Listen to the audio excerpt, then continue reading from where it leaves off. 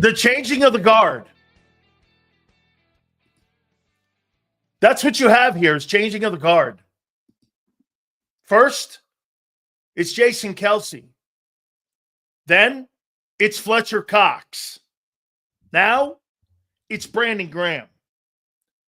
Not only are the Eagles making a change in their roster, but now they're going from the old to the new, and now it's kind of the passing of the torch. It's definitely what you saw today at that press conference. Big Sales here. Thank you guys again for coming aboard. Please hit the like button. Super chats go to the top. And it was quite a press conference for the retirement of Brandon Graham. Let me give you my overall sense of what he brought to the NFL and who he is as a player.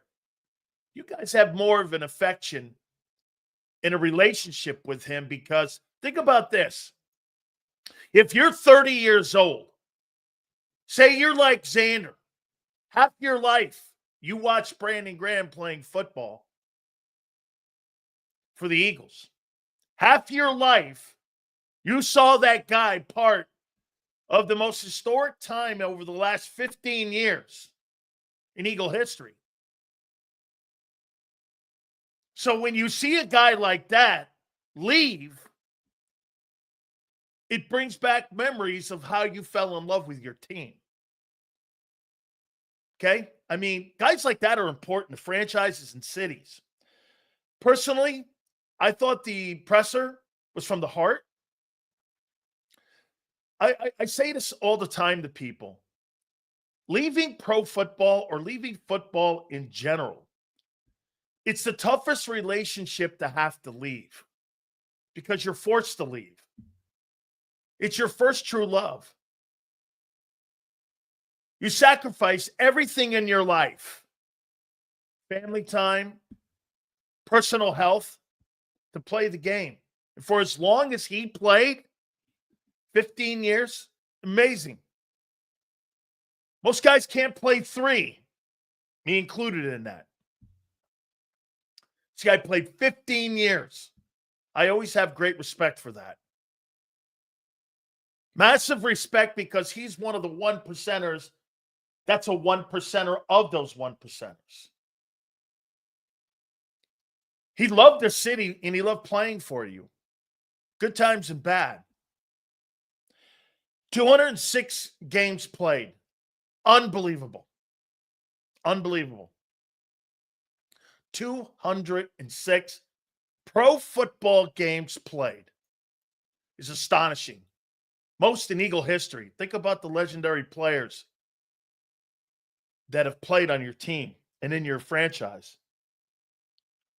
Over 80 sacks if you count the postseason.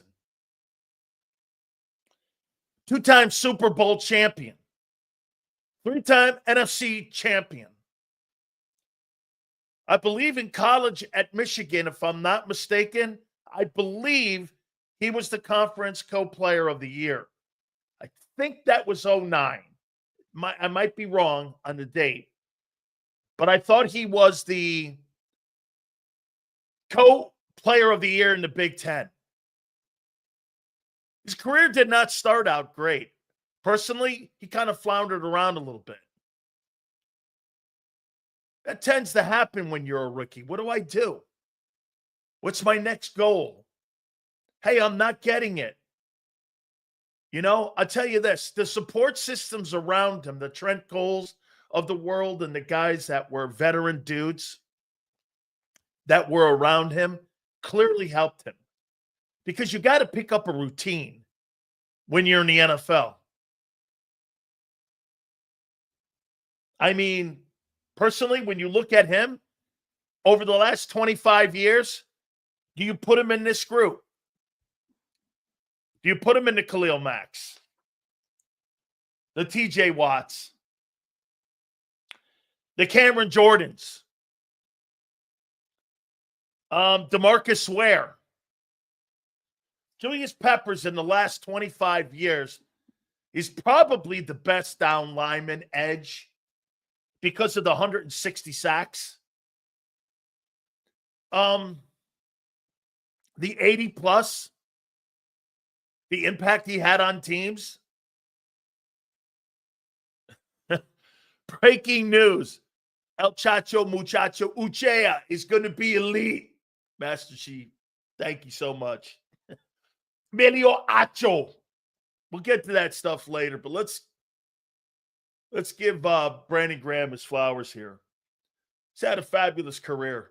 And what I loved about what I saw this year, you can make the argument, heading into the Rams game, he was playing some of your best defense of anybody on that unit. Was he playing better than Josh Sweat at the time?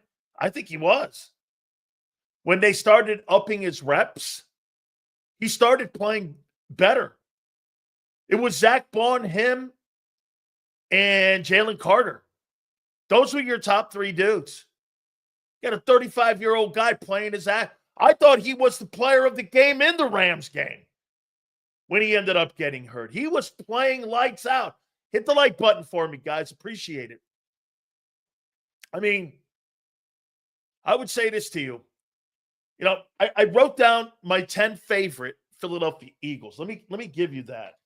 I was going to save it, but let me give you my 10 favorite Eagles. These aren't the greatest Eagles of all time. Well, they are. But my top 10 Eagles. I wrote down 10. I got Jason Kelce. Number 9, I've got Brandon Graham. Number 8, I got Shady McCoy. Number 7, I got Randall Cunningham. Number 6, I got Brian Westbrook. Number 5, I got Fletcher Cox. Number 4, I got Jerome Brown. Sorry, but, I'm a little jaded there with that one. Number 3, I got Brian Dawkins. Number 2, Chuck Badnarik. And number 1, Reggie White. Those would be my top 10 Eagles of all time. Be Reggie, Chuck Badnarik, Brian Dawkins, Jerome Brown, Fletcher Cox, Brian Westbrook, Randall Cunningham, Shady McCoy, Brandon Graham, and Jason Kelce. Be my top 10. Philadelphia Eagles of all time. Again, it's my list. I'm not a McNabb fan. You can make the argument. You could put Eric Allen probably at 10. You want to knock Jason Kelce out of there?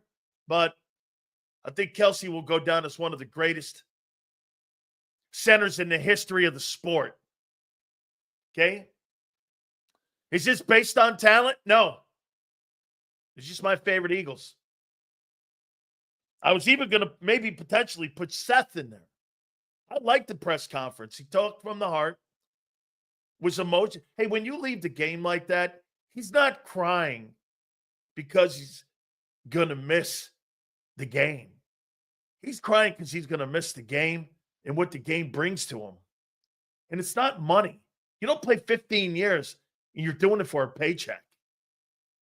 You play 15 years because you have a sensational passion for playing and you love the game.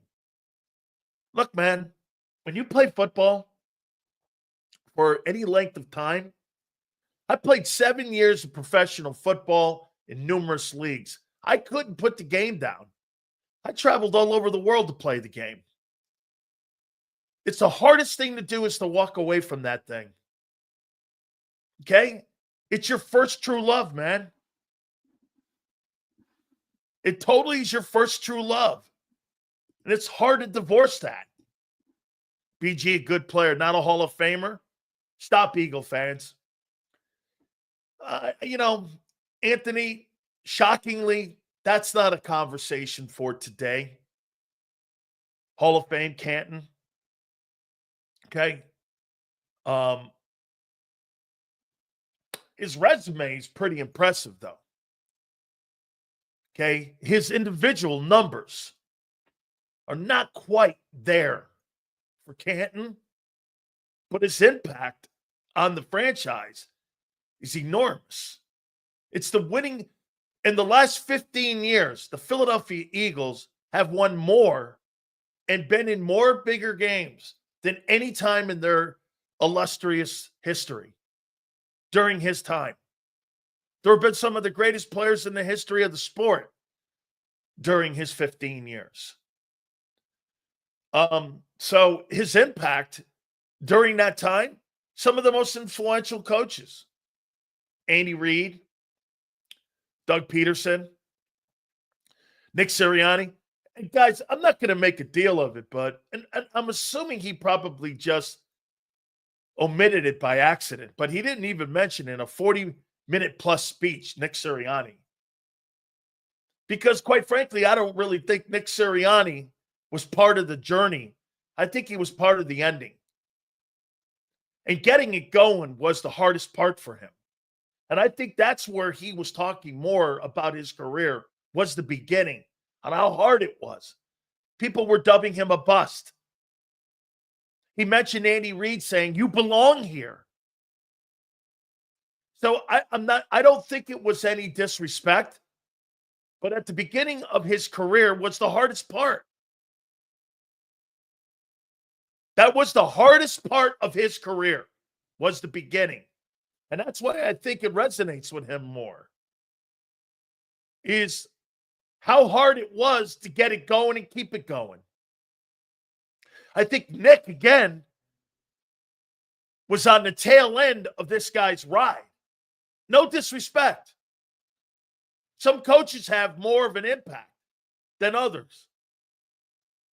Okay? I mean, I don't think Nick had an impact on Brandon Graham's career in any way, shape, or form.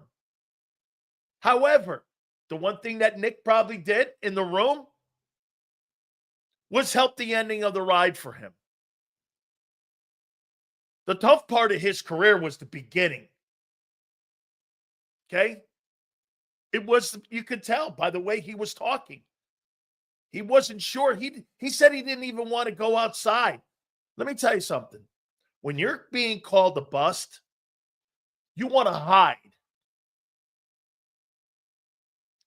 because you're ashamed. You don't want to go anywhere. And you've got to have a great support system.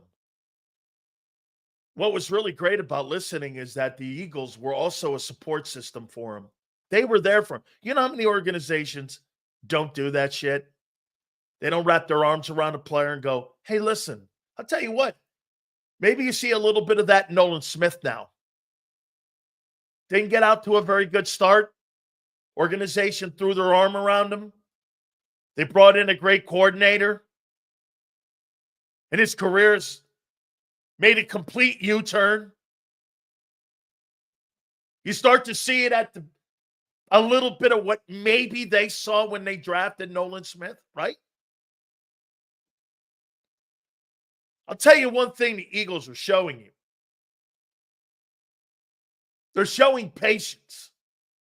And he's the poster child for it. I thought it was really cool that they extended Lane yesterday. And then the very next day, one of the old school guys called it a career. Lane's the last of a successful past.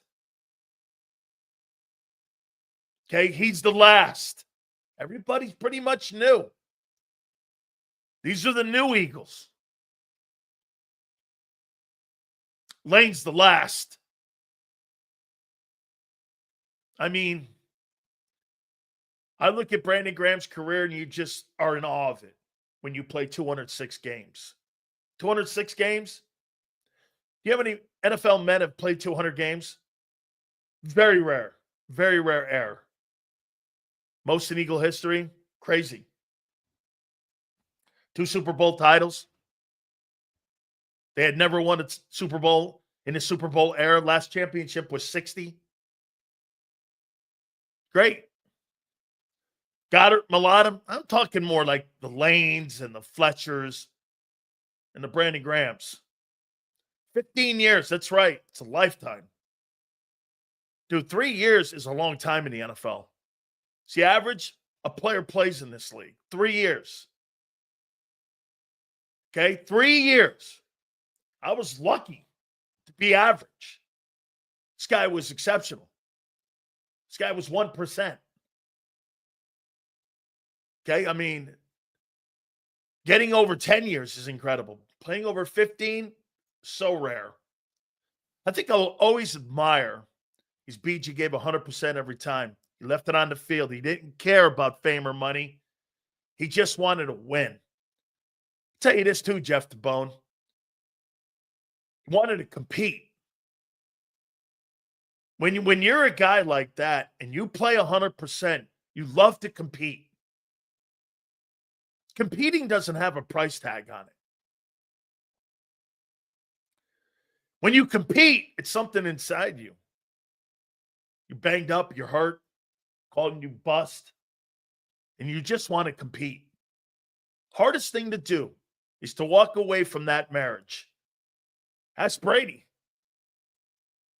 Brady sacrificed his family to go 7-9 or 8-9, whatever it was. He's an old school player. Congratulations on a great career, and you will be an Eagle Hall of Famer. Fantastic. And Anthony, not to take your topic, Anthony brought up whether or not he's a Pro Football Hall of Famer. Again, you know, his career is different. He sure has a resume of success. I mean, you look at Derek Thomas. Derek Thomas is one of the greatest pass rushers in the history of the league. But you know what's not attached with him? Champion. Is he Derek Thomas? Absolutely not. Okay? Did he help an era of football be so successful? Yes. It's a complex story for him. It is the absolute rags to riches type of story. He was the 13th pick overall, I believe. And when you saw him, you never really thought he was the 13th pick in his first 5 years. He was dubbed a bust. He was dubbed a bust. And that 3 years stat's still accurate. Is that your era? I'm not sure what you're talking about. Has Philly ever had a greater captain than Brandon Graham? Yeah, Bobby Clark. Then again, he won 2 titles too. I don't know. That's a great question. That's a great question. Is he the greatest captain in Philadelphia sports history? That's a super question. Bobby Clark was a captain on those Flyer teams.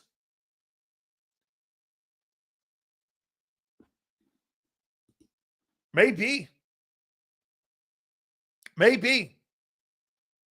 Could BG be the greatest Eagle of all time? Maybe Lane Johnson too. We know Sills don't believe kickers are real players, but Jake and Rick Lovato got 2 rings with the Birds. Great. Those guys were cabooses. BG's not the greatest Eagle of all time. That guy's Reggie White. He's the greatest football player in my lifetime with Lawrence Taylor. The 3 greatest football players I've ever seen play in my lifetime are Jerry Rice, Reggie White, and Lawrence Taylor. And you can put them in any order you want. Those are the greatest football players I've ever seen. The most impactful players, people who changed the game. So when you talk about who changed the game, Reggie changed the game. Okay? Reggie completely changed it. So, I mean, those are 3 different dudes. Jerry Rice touched the ball as an average. A times a game and score 200 yards or 200 touchdowns. Seals, what do you think of Lane's extension? I got the numbers. Added $8 million to his deal. Sure, giving Lane Johnson money, extending him out to 27. Sure. Any guy deserves it. Actually, he deserves it more than Barkley. Here's a guy that's been consistently great for a decade plus. I mean, why not? If you're going to throw money around and you're going to extend people, you should be redoing his deal every year. What you want to give money to are sure things. So it doesn't come back to bite you like a Bryce Huff. So Lane Johnson's conscious. Dude, whatever money you want to give, have at it with Lane. I have no problem with that. Guy, you want to pay him so much money in a signing bonus, and you want to lower his base down. I don't have a problem with that. This guy's earned $145 million in his career with Philadelphia. Pretty remarkable. And he is probably a second or third ballot Hall of Famer when everything is said and done. Wins another Super Bowl, could be a first ballot. Okay? Could be a first. Like the guys that are on that team that I feel comfortable giving deals to. Mulata, Landon, Lane. Shit hurts. Smith, AJ, Carter. That's probably it. Those would be guys I have no problem doing contracts with.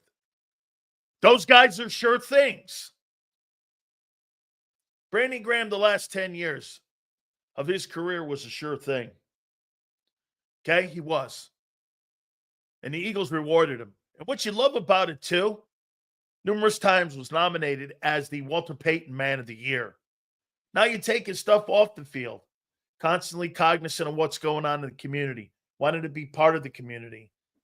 God knows what he's going to do post. I think there's going to be more of a heartwarming thought maybe to go back to Detroit and go back there for a little bit and commute back and forth between Detroit and Philadelphia, two cities he admires and loves the most. Played, obviously, at Ann Arbor. I know Michigan wants him to be around the program more to help recruit the type of player they're looking to go into that place. Why not have a guy like Brandon Graham helping you recruit at Michigan? That's not a bad thing. Look at what even Bill Belichick's doing down at North Carolina. He's bringing Lawrence Taylor back to recruit for North Carolina, for God's sakes. Okay? I mean, Barkley has a ring, so great. So does Kenny Gainwell. They both have rings.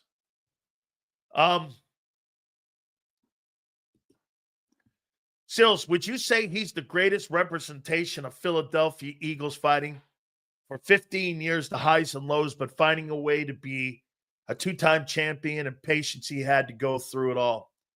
It's a great story right there. And in my opinion, right there, that's the quintessential Philadelphian that I know.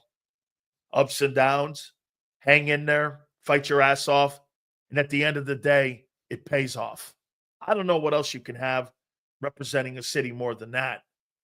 I'm trying to think of guys, because remember something. When guys come to play in cities, they come in for 8 months and they leave. And they go back to wherever they're from. Some guys want to stay.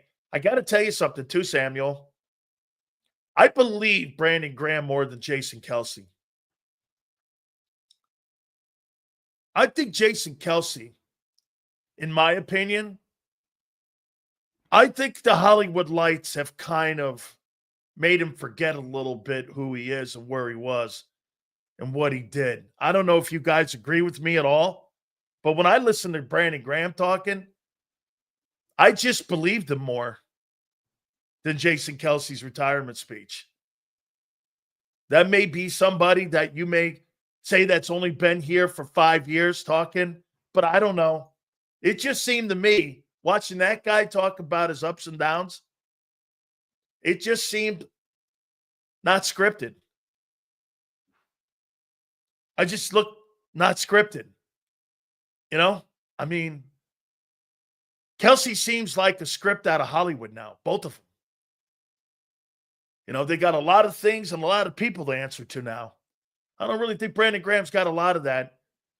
Can I even make this point about Jason Kelsey versus Brandon Graham? I don't know. I just believe Brandon Graham loved playing for you. Jason Kelsey, I did it first. But listening to him now, I don't know. I thought it was funny he wasn't there. I don't know. When I think it's a different, he's just a different dude. I think there's more, to me, it just seems more real. I don't know. Bullseye, Brandon Graham, more genuine than Kelsey. I think he meant it at first, Jason Kelsey. But I don't know. I think the new podcast, I think his new life, I think it's blinded him from where his roots are. That's the city that made him. I don't think he'll ever lose that. Will PEDs keep Lane from being a first ballot? No. I will not keep him off the list that I have. I will probably put him on the list the first year he's eligible. So, no, I think he's a great player. And by the way, Anthony, he took PED so he could continue to play. Gee, wake me up when that's wrong. That one of your stars will do whatever it takes. A lot of people don't get it. You think it's about kissing cheerleaders and cashing paychecks. Not you, Anthony. But it's about sacrificing, doing the things you have to do to play and to get your ass out there on the field. I don't hold that against him. Absolutely not. Okay? You don't win championships with fucking choir boys. You win with people who want to sacrifice things. Okay? Sills, would you ever help recruit for Miami? I do every year. I recruited Clint Hurt, Cortez Kennedy, Russell Maryland, Ed Reed, Ray Lewis, Kellen Winslow Jr. I recruited about 100 players for Miami. I still do it. So, yeah, I don't know. Here's Curtis. I cringed and had to stop listening to New Heights when Travis lost the Super Bowl. Jason made him listen to an entire episode about how bad Jason felt. It was pathetic. I thought it was pathetic too. I lost massive respect for him. Fuck that guy. I don't give a shit about you losing the Super Bowl. I get that's your brother. That's what it is. Okay? You know what I would have said? Why couldn't he just be honest, Jason? Hey, I'm rooting for you to have a great game. I ain't rooting for you to win. Hey, I hope you catch for 200 yards against the Eagles. I hope you break all Jerry Rice's records. But I ain't rooting for you to win. Everything I am is Philadelphia Eagles. Everything I am ain't you. I don't know. I'm a different dude, man. I don't think my love for somebody has anything to do with a football game. And if it does, it's not genuine. Kylie's the best Kelsey, and even she's getting unbearable because besides to look at, I got it. Yeah, I like her on her podcast. But again, guys, not to get off track here. When I listened to Brandon Graham today, he put Jason Kelsey to shame. I just felt that guy really was Philly. And you know why? It wasn't about the shit he said. It's about the shit he went through.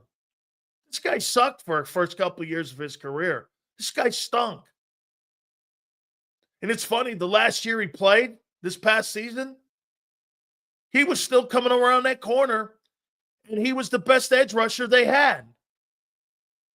Their defense actually got better when he was in there. And he started playing more. I don't know. I mean, kudos. I don't spend 35 minutes on somebody. That's not who I am. I open my show for 35 minutes talking about this dude. 30 minutes. I got great respect for what he did. 15 years, 200 plus games, 2 Super Bowls. Big Ten Player of the Year. Shit, every level he succeeded at. High school, college, pro. He's revered in Ann Arbor, revered in Philly, revered in his own house. How many NFL players can say that? I'm not only revered in the home of Lincoln Financial, but I'm also revered in my own home. Not a lot of football guys can tie that together. Respect from family and respect from teammates. Those are the only people, and fans. Those are the only people that matter. You imagine this. Let me say something about you guys, the Eagle fans. I think it's so tremendous when you have a player in your city, unlike every other city. What I think is cool, when you celebrate one of these guys. I sat back and watched, and I was watching on social media, and I got to tell you, when's the last time you guys revered a Philadelphia sports athlete? You did for Kelsey. Kelsey's kind of turned his back on you a bit. You let him know it. Fletcher, you love. Lane, you revere because he's still playing. Who's the last one? Ryan Howard? Give me another guy. Chase Utley? Iverson? Probably Iverson. Right?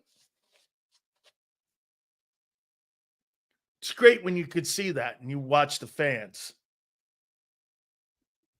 Yeah, I thought it was cool. Especially, like I said, Pittsburgh, Buffalo, Philly, Green Bay. When you watch fan bases like that celebrate someone, you should stand up and watch. Dawkins, Deshaun Jackson. Yeah, Dawkins and Deshaun Jackson, though, nothing like Brandon Graham, I think. Seals, Brandon Graham was considered an early first-round bust.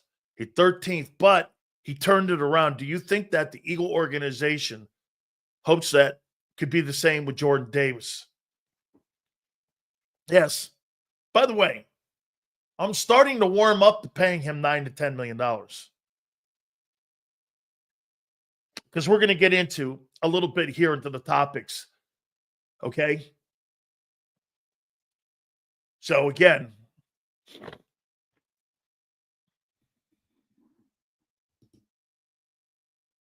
yeah, I know. Listen, I get it. Seals used to like Kelsey until he found out the Swifties support democracy. Not an oligarch. Damn, Seals, so easy doped into hating regular folk. Hey, man, all I got to say is this. I don't know. Brandon Graham just looked like regular folks to me. Jason Kelsey looks like a Hollywood guy now. All right. Congratulations on a great career. He had an absolutely fabulous career. Okay, I mean it. How many years on 8 to 10? I don't know. 3 on his extension.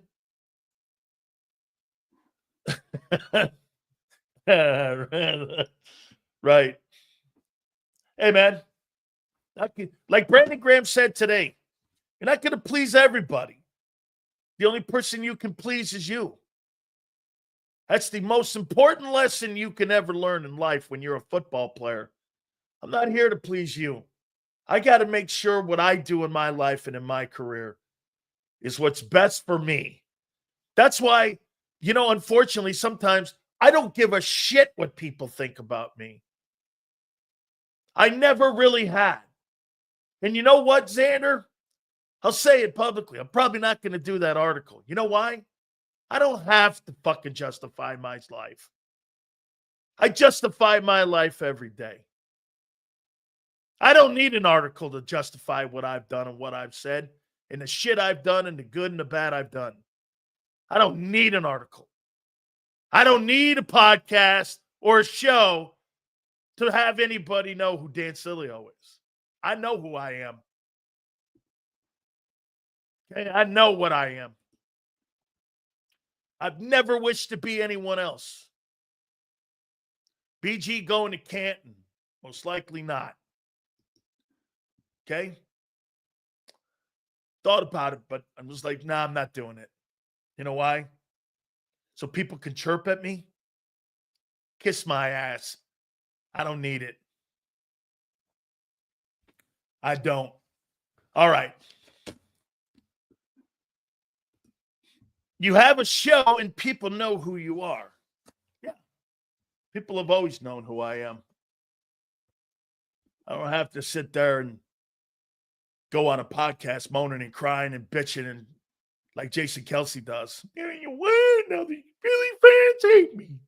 Dude, shut up. Stand up for yourself. Holy cow, man. You act like a wimp. I met BG the night before a playoff game against the Bears a few years back. We were both with our daughters at Disney on Ice. I've actually taken my daughter to that too, man. Down to earth. Thank you, BG. Go Birds. Muggsy, thank you, dude. Muggsy's got the 4 in there. I like it. I like that. Okay. Hey, yeah. No, I don't like to do that kind of stuff and talk shit on Jason Kelsey because he was so good, man. But I don't know. Brandon Graham put him to shame today. That's one of the best retirement speeches I've heard. Okay. You know what I'm saying? So, I mean, yeah, it was everything. I loved how he loved his wife. Hey, dude, let me tell you this. I've been married for a reason, also for 35, 36 years. Okay. I know some of you probably are stunned when I say that, but I've been married 35, 36 years too. My wife's my best friend. Okay. She's my best friend. The rest of it, it's all right. Okay. Her and my aunt. Hit the like button. All right. So let's get into the topics. Merrill Reese is going to join us at 3:30. He asked the very first question to Brandon Graham today at the presser, the retirement presser. So we're going to get our friend Merrill Reese. That will be at 3:30. Xander will join us at 4:30. So we'll get into the topics here. All right. So far, and yesterday, they brought in a brand new edge rusher. Azeez Ojulari. Sounds like a fine paisan from South Italy. How you doing? Okay? Sounds like a nice paisan. Okay, another Georgia kid. Can only be yourself, Sills, because everyone else is taken. I like that. That's great. All right? So here's your edge room. Nolan Smith, Felix Hunt, KJ Henry, Bryce Huff, Azeez Ojulari, Joshua Uchacha Acho Uche. Number 7, Ochiwana Mathis. Here is your group of edge rushers. How you feeling about it? With Emilio Ucho Acho, Azeez Ojulari, I'll tell you this. You definitely got the beginnings of a Jamaican 4x100 team here, man, with some of these names. Aziza, Joshua Uchi Acho, Uchanchan Uni. Holy criminy, man. I need to get a UN translator for some of these names. I mean, how do you feel about your edge room? Cool runnings. They got a bobsled team. Hey. I am. Hey, you, Emilio Uchia. All right, tell me how you feel about your edge. Give me a grade on these names. Nolan Smith, Jalix Hunt, KJ Henry, Bryce Huff, Azeez Ojulari Uganda, Joshua Uchacha, Uchana Mathis. A-. There you go. Still's trashing your team. I'm not trashing your team. I'm asking you, Jackson. How do you feel about your edge rushers? How do you feel about them? Coming to America Edge. Yeah. Holy cow. Zimbabwe, right? Is that what you're saying? Isn't that where he was from? Eddie Murphy? Incomplete, he says. Shit, you got 7 guys. How can it be incomplete when you got 7 guys? How can it be incomplete? I think hey, I'm going to throw some dudes out down there in the draft too. Upside? Twist says there's upsides on other teams having cut these guys and they're in their early 20s. What upside? Vic? All right. That's not awful. That's not awful. Remember something. Zach Bond was the 3rd rounder too. And New Orleans wasn't doing jack with him. That's right, man. Kyle, it's the island of misfit toys. These are all guys and all toys the other teams didn't want. Now, I'll say this to you.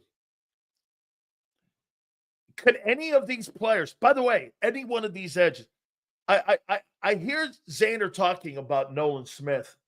Funny, I heard Jeff Kerr today, and I agree with Jeff Kerr and with John McMullen. Nolan Smith hasn't shown me enough to be a guy who's going to be the leading guy where you can build an edge rushing unit around. He's not shown me that. I'll tell you why. Let's go over here to the snap counts. I wrote them down on the guys' snap counts and what they brought this past year. Nolan Smith ended up under the knife at the end of the year, correct? Well, Nolan Smith is going to have to play north of 700 snaps this coming season. Can he do it?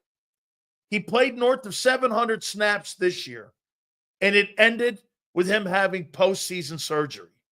He was able to get through it. He got hurt in the Super Bowl. He's an undersized edge the same way that Vic Fangio talks about. Can he play the next 7 years as an undersized edge? And are you going to be able to build your edge unit around him? I don't think you can. Here, let's do this. Josh Sweat played 800 snaps. The year previous, 900. He had the most minus yardage in sacks. He also led your team in sacks. Vander brings up, well, he had 4 sacks in the postseason. Okay. Will he be able to do that week in and week out? I don't know. We shall find out. because they're going to line his ass up out there. Jalen Hunt this year had 321 snaps. That's your other starting edge? Shit, dude. You got to play 800 snaps to be considered a starting edge. That guy doesn't have that in him. You know why? He's a one-dimensional player. He can't play 3 downs. He's a 2-down guy. JT, add the playoffs, bro. It's over 775 with the playoffs. 321. Jalen Hunt, regular season, 241. You think that guy's going to play 800 snaps? We'll see. Hey, just because you increase the volume doesn't mean you will increase the production. Most of these guys get worn out. So when you say, well, these guys will step right in. Take a look at the rest of the positions. Moro Ojomo played 465 snaps. Milt Williams played 629 and played in multiple positions. 7 technique, 5 technique, 3 technique. I've even seen him on the nose. You think Moro Ojomo is going to improve with more reps? March 18th, I don't know that. I can't say either way. Hey, by the way, let's take a page out of Vic Fangio. If you ask the same questions that I'm asking now, Vic will answer them the same way I am. He was asked a question about Zach Bond and what he thought Bond was going to bring to the defense before the Green Bay game in Brazil. You know what he said? I don't know. Just remember that. I don't know. He didn't know what he was going to bring to the table. He had no idea. That's what you say here on the 18th. I don't know. I know Jalen. Here's the certainties on the Eagles so far. Barkley's great. Hurts competes to win. Mulata's great. Landon's great. Jurgens is really good. Lane is great. Carter is great. Bond had a great year.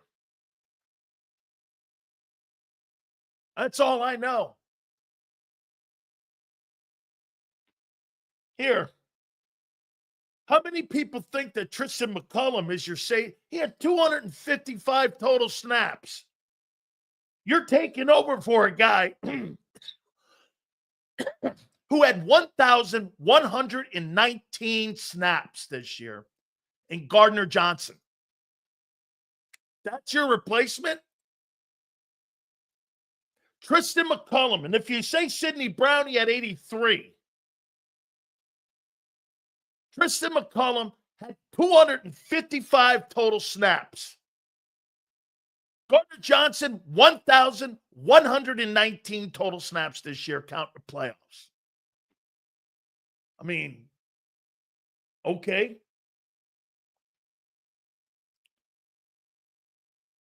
Brandon Graham had 311. Slay had 898 snaps. Keely Ringo had 125. That's your replacement? Shit, Isaiah Rodgers had 412. So the replacements that you have in your secondary, not just counting your edge, Keely Ringo had 125 snaps. Sidney Brown had 83. And those guys are going to take over for guys who had over 1,000 snaps and another guy who had over 898 snaps. Okay, we shall see. What makes those guys great, this guy had 1,100 snaps, and he had 6 picks and was a ball hawk for you. Slay was a lockdown corner playing 900 reps.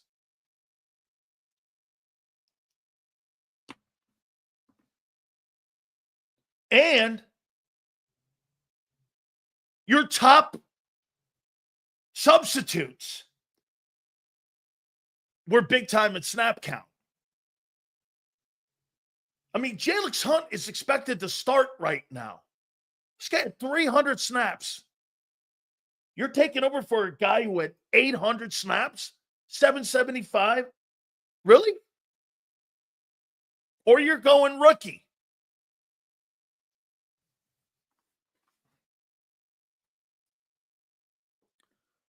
I'm just saying here.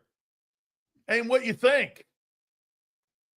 Just because you increase, I heard people talking about this Ojulari kid. Now, I will go here, and I will say this. Sills, do you think this group of edge rushers that they have here, that we named, do you think these guys can benefit playing next to Jalen Carter and Jordan Davis and Zach Bond? And if Dean gets able to get back in there and Nakobe Dean, could they play better? Plus with Vic Fangio. Common sense would tell you yes. You play next to a great football player like I did. Okay? Does that benefit you? Absolutely. You know what the benefit is? There's no doubt that they're going to isolate on that guy. And it's up to you to make football plays and have to be a player and have to be productive. The production is going to be the interesting comment in what they end up doing. And if they can replace some of the production and quality reps. There's one thing to get quality reps, and every one of your starters last year on defense had quality reps. Everybody had a career year. Every single player. Every guy in your unit had a career year. Reed Blankenship, Gardner Johnson, both your corners, both your inside backers, every guy on the D-line. Every single player had a career year on that side of the ball. You want to hear something more significant? On the offensive side, there were guys that didn't have their career years. Hurts didn't have a career year. Your receivers didn't have a career year. Your tight end didn't have a career year. Your O-line and your running back had a career year. Your skilled guys did not have career years. That's how good you were on defense. Every single player. And by the way, the payments to these players prove it. Every one of them had career years. Every single one of them. And now, again, what you're asking is to have these new guys step in. And can this group here, what I would say with your edge guys, one guy will probably be a guy. I don't know who. What the Eagles are doing, they're just putting dudes in a barrel here and hoping one guy comes out. And they're going to draft somebody. 90% of these names will be cut. They're going to keep all these guys. They're all underachievers. Every single one of them have been underachievers. Smith has come on the last 7-8 games of the year last year and into the playoffs, which is wonderful. You should be high on that guy.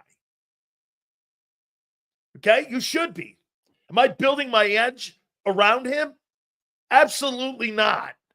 I need a prototypical edge rusher that's 6'4", 265, that's going to create, or 255, that's going to create at least a little bit of shelter and shielding for Jalen Carter. Nolan Smith is not going to take double teams and triple teams away from Jalen Carter. I'm going to put a tight end on that guy, and I'm going to run the ball right at him. I am going to wear him down like he got worn down this year. Thank God it was in the postseason, though. And thank God it was the last game of the year that he got hurt. I think, look, he's shown he can play. Build a team around or a unit around him. Absolutely not. Not yet. You know what you build a team around? People who are consistently there on Sundays for you and have done it the last 5 years, 3 years for you.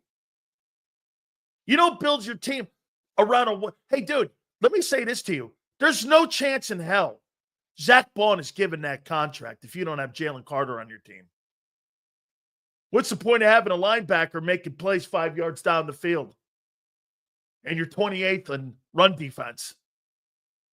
Zach Bond should kiss Jalen Carter's ass also on that deal. You guys want to say Milton Williams and Josh Sweat should kiss his ass? There's a guy who should kiss his ass and send him flowers every week. You know what that is? That's Jalen Carter playing in front of you and keeping those old linemen off you so that you can go up and down the line of scrimmage. There's one guy that needs to kiss ass. It's Bond. You don't have two dominant players in front of you? I don't care who you are. I don't care what your linebacker credentials are. Look at Fred Warner. They blew up in the middle in San Francisco. They couldn't stop the run this year. That guy got taken to the woodshed too. All right? Get this. Sills, you doubted everyone last offseason. Last offseason, you didn't have and sign 7 edge rushers that everyone else cut. Zach Bond wasn't an edge rusher. And the one edge you did sign, he fucking stunk. What are you talking about? You make it sound like you signed edge rushers last year that were productive. Name me one. Hey, Marcus, who'd you sign last year that you signed at edge that was productive? You gave a guy $17.8 million and he stunk. The terror of the Philly media, Big Sales and Xander. Elite. Big Sales Way, how you doing? All good. Love you, man. You signed Sweat last offseason. Hey, Swansky, try listening, guy. That's why I love this game and the conversations about the game. Something surprisingly happens every year. Absolutely true. With this team, whether positive or negative. Can't wait for the outcome. Go AWOL. Hey, listen. Exactly. Vic didn't even know what he had with Bond. He said it. Dude, do I think one of these guys is going to be productive? Yeah. I don't know which one. I don't know which guy's going to fit with the coordinator, the scheme. Is Moro Jomo going to help Jalen Carter more than Milton Williams did? I don't know. I've been talking to him about him for 3 years. I like that player. I just don't think he's as versatile. But we'll see. These edge rushers, could they be better playing in a good system, in a good culture? Here's what you got different heading into this year. Your secondary's different. You lost the entire right side of your secondary. From the safety over, you've lost your secondary. And you're replacing them with lesser experienced guys. 2 of them. Your number 1 corner the last 4 years is gone. Your top safety in the last 2 or 3 years is gone. Okay? Again, March 18th, still a lot of work to do. Nobody's sky is falling shit. You got a lot of work here. And you've got a lot of question marks. That's all. Do I still see you at the pole position? Yeah. Guys, do me a favor. Please hit the like button. Let me know where we are in the likes. Yeah.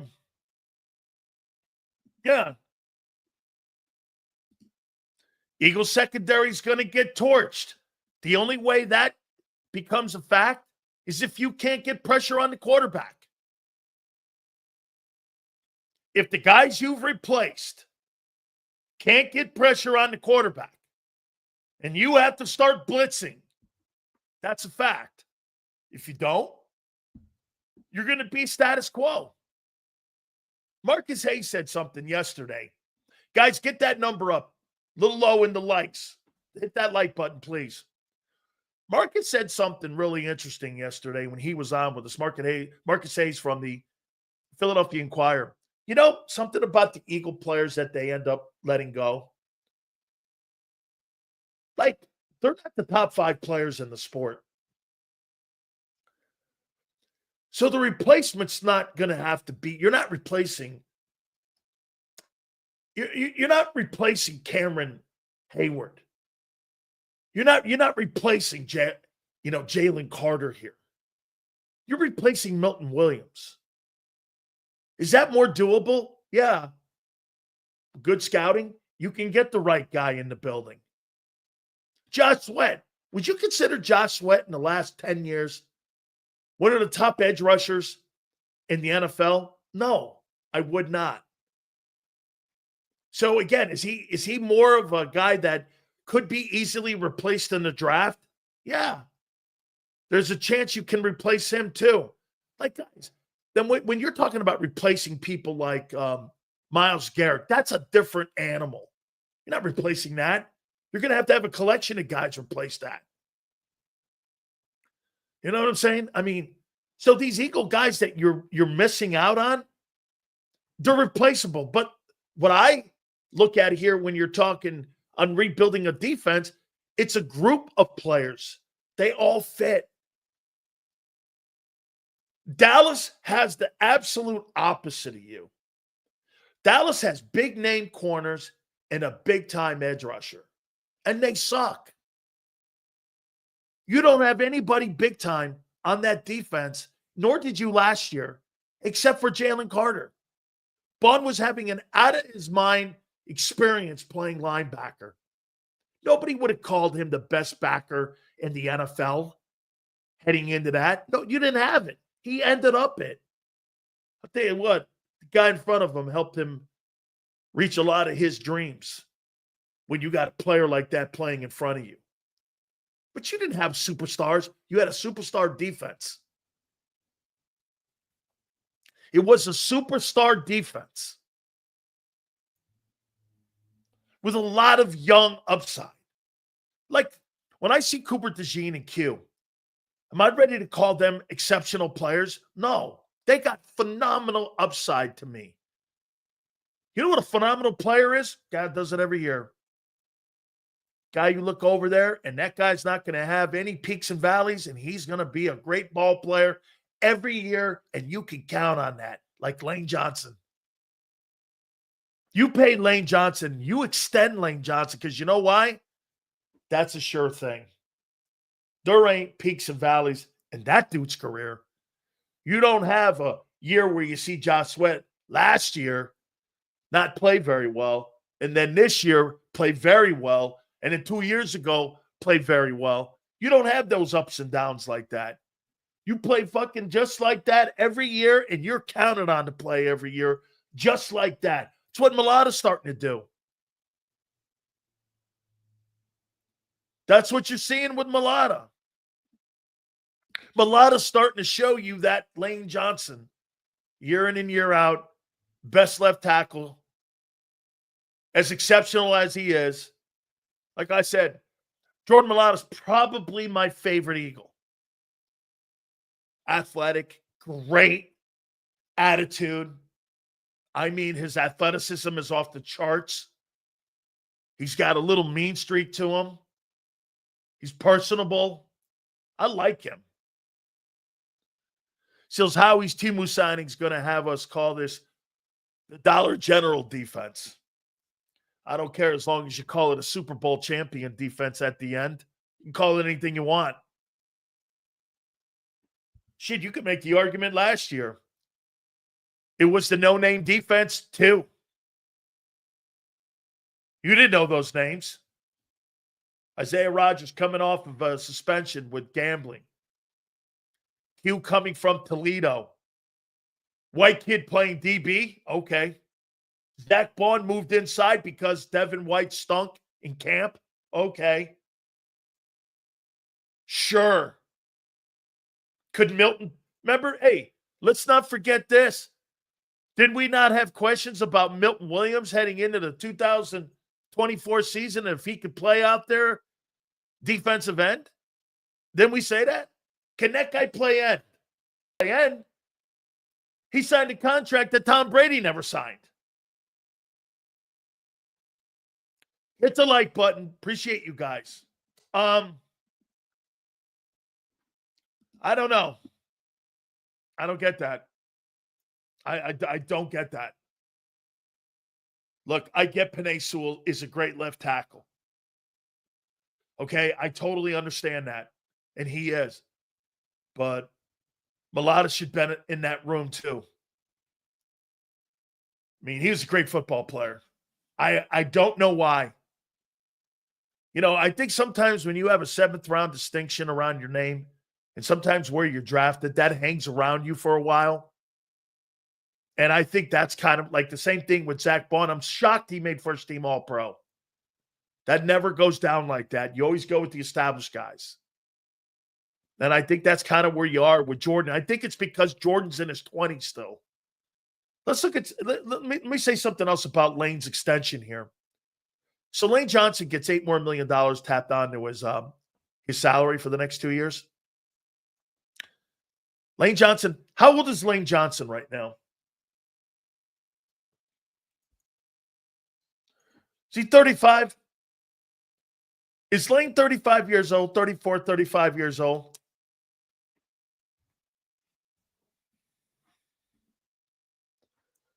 I think he's 34, 35, right? Shit, he's in the middle of his prime. Here's what it is. Defensive tackles. 22 to 29. You know what O-linemen are, especially tackles? 30 to 37. That's your prime when you play offensive tackle. 30 to 37, that's your prime years. Because it takes so long to get the technique down. It takes so long to get the patience down. It is harder to play offensive line than defensive tackle. Okay? The athletes on the defensive line, when you start getting nicked up and banged up, you're finished. O-lineman, your prime is between 30 and 37. Look at the best Hey, do me a favor, guys. Take a look at the best offensive lineman right now in the National Football League. Penei Sewell aside. Look at the top O-linemen. They're in their 30s. Mulata's not even entering his prime yet. It's always been that way. Always been like 30 to 37. Shit, Trent Williams is still killing. Look at what they just did with Jason Peters. Jason Peters just retired at 43. And they still, I guarantee you, people will be begging Jason Peters to come out of retirement and play. Guarantee you. They'll be begging him to play. So, I mean, giving that guy that money, he can, if his legs hold up and his knees hold up and his hamstrings hold up, first thing to go in an O-lineman is his hamstrings. If that guy can hold up, he'll play near 37 years old. Maybe even past it. Impossible to replace men like that. You can replace defense. Look at this. You replace Fletcher Cox with Jalen Carter. Replacing Lane Johnson? That's going to be a tough one. But then again, you've had 30 years of left tackle. There's one place that can probably do it. It's going to be Philadelphia. Trent's 40. He's still making $28 million. Hey, RC3, look up the highest paid tackles in the league. Trent's 40. Bet you he's the highest paid guy.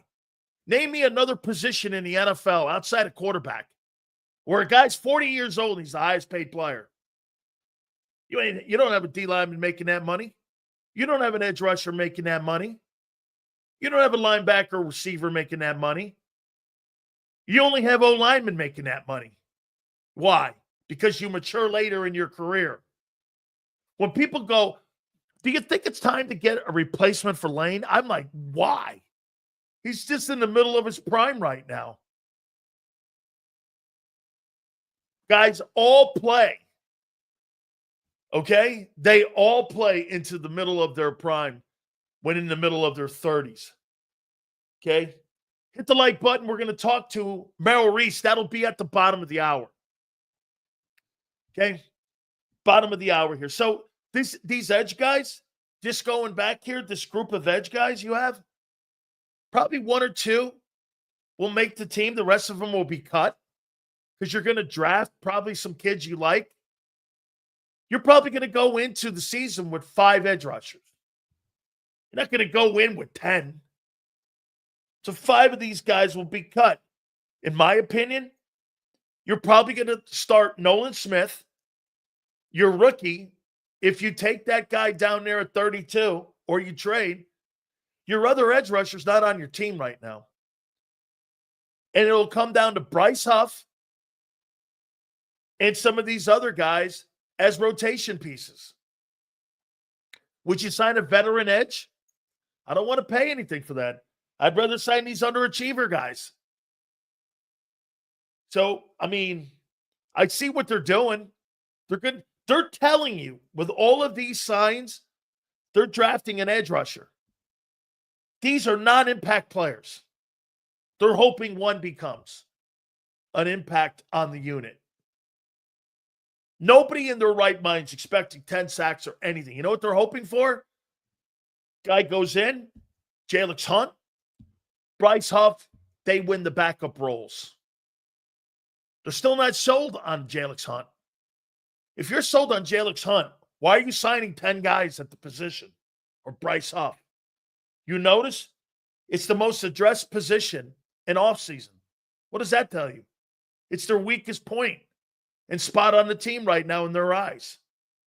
Guys, when you sign 10 guys to one position group, you're not sold on the guys you have or the depth you have. You don't see a ton of O-linemen. They're pretty comfortable with who they have. If they can keep Fred, Tyler Steen, and Trevor Keegan as backups, and the guys they have, they're comfortable with that. They're not signing a ton of O-linemen. That's not what they're doing. They're signing a ton of edge guys because they really don't know what they have out there. You address an area by drafting and signing, praying you land on something. I don't think they're doing anything wrong here. I would sign 1,000. What I do like about all these guys, they were highly evaluated in other organizations. Hey, by the way, this Ojulari kid, he was a second-round pick in New York. You just let go of Barkley. Why would I think you know what you're doing up there? Why in the world would I think you know what you're doing on developing anybody in New York? Giants or Jets. Pick one. I don't trust the New York Giants. The New York Giants developing a player? When's the last great player they developed? They couldn't even develop Barkley right. Think about that. The New York Giants couldn't even develop Barkley. Barkley gets to Philly 1 year. This guy's running around like he's Emmitt Smith.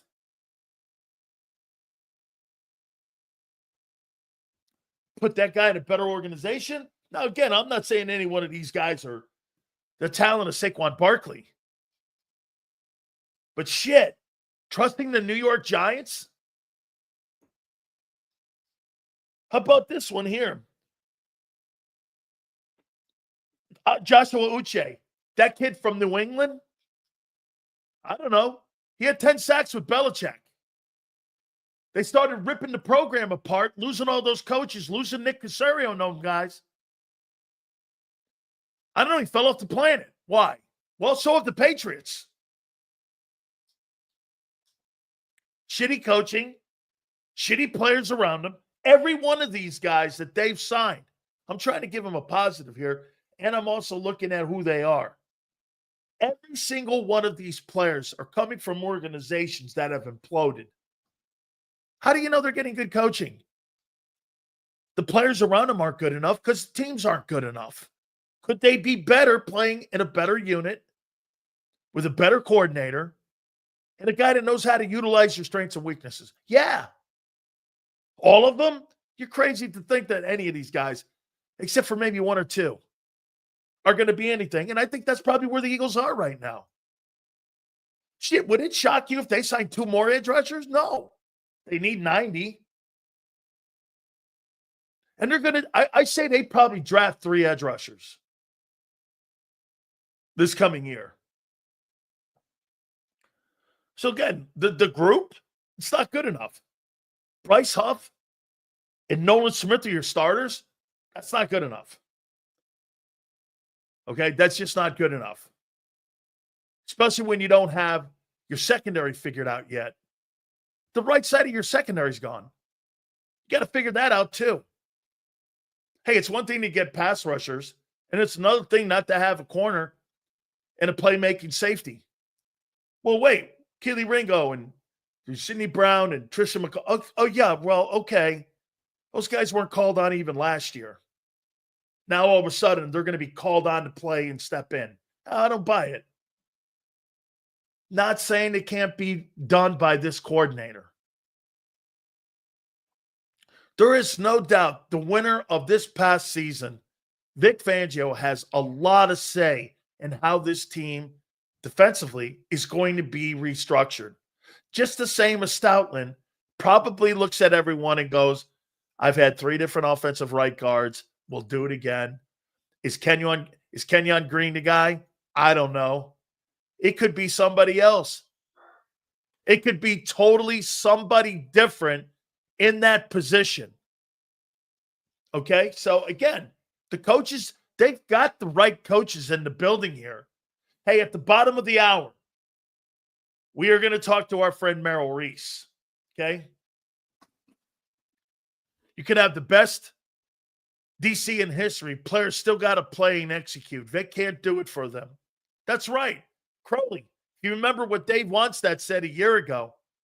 The problem that you're going to get is not going to be Vic Fangio's scheme, because he turned out to be exactly right, and he was poetic in what he said. The players are going to have to step up and play and prove that they can play inside that system. That's exactly what Zach Bond did. Okay? I mean, and Sue, I think you're right. Having stability at the D coordinator position and keeping that same structured formula, yeah, I think that helps too. Hey, listen, will the players of a year ago, like Tristan McCullum and Sidney Brown and those guys, be better in Vic's system? Yeah. Or if they're not, they'll be fired. Same thing with Tyler Steen.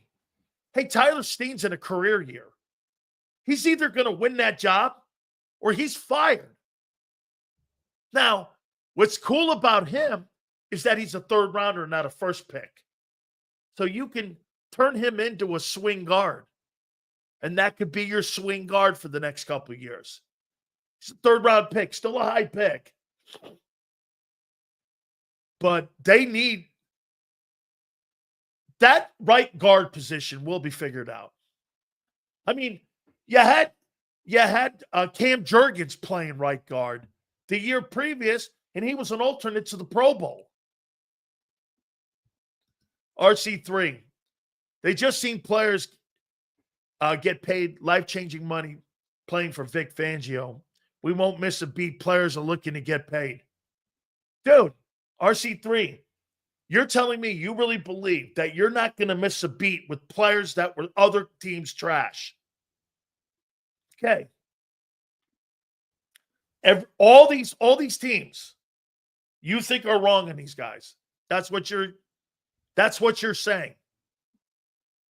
That all of these players that they signed, I think you're giving the Eagles a little bit too much credit for winning the Super Bowl with the guys that they're signing. Okay. What they're doing, you give them complete credit for. But the players that they're signing here, I'd be careful to sit there and give everybody the benefit of the doubt here. You've had the number one defense in your organization twice in the history of your team. You've won 2 Super Bowls in the 80-plus years you've been a franchise, or I should say probably in the last Super Bowl era since 1967, you've got 2 rings. I'd be kind of looking at who they're bringing in. I think your structure is perfect. I think what you're doing as an organization is right. You're preparing for the future with the money that you've got to save. And by the way, you know why? It's not really so much saving. I'm going to use another word, allocating. The Eagles allocate money. Lane gets his. Saquon gets his. Carter's going to get his. Would you not agree these are the next 3 contracts to address? Cam Jurgens, Jordan Davis, and Jalen Carter. I mean, I'm not addressing the Kobe Dean's contract. That's over there. Nolan Smith's contract. We'll see what he does this year. I'll address it, and I'll reward him. If I think he can take up and he plays and he picks up the reps and he picks up the production for Josh Sweat, I'll pay him. I'll pay him handsomely. You know why? How we drafted him 30th. If I'm Nolan Smith and his agent, I'm not concerned about the money. I'm concerned when you're going to address the money. Are you going to wait?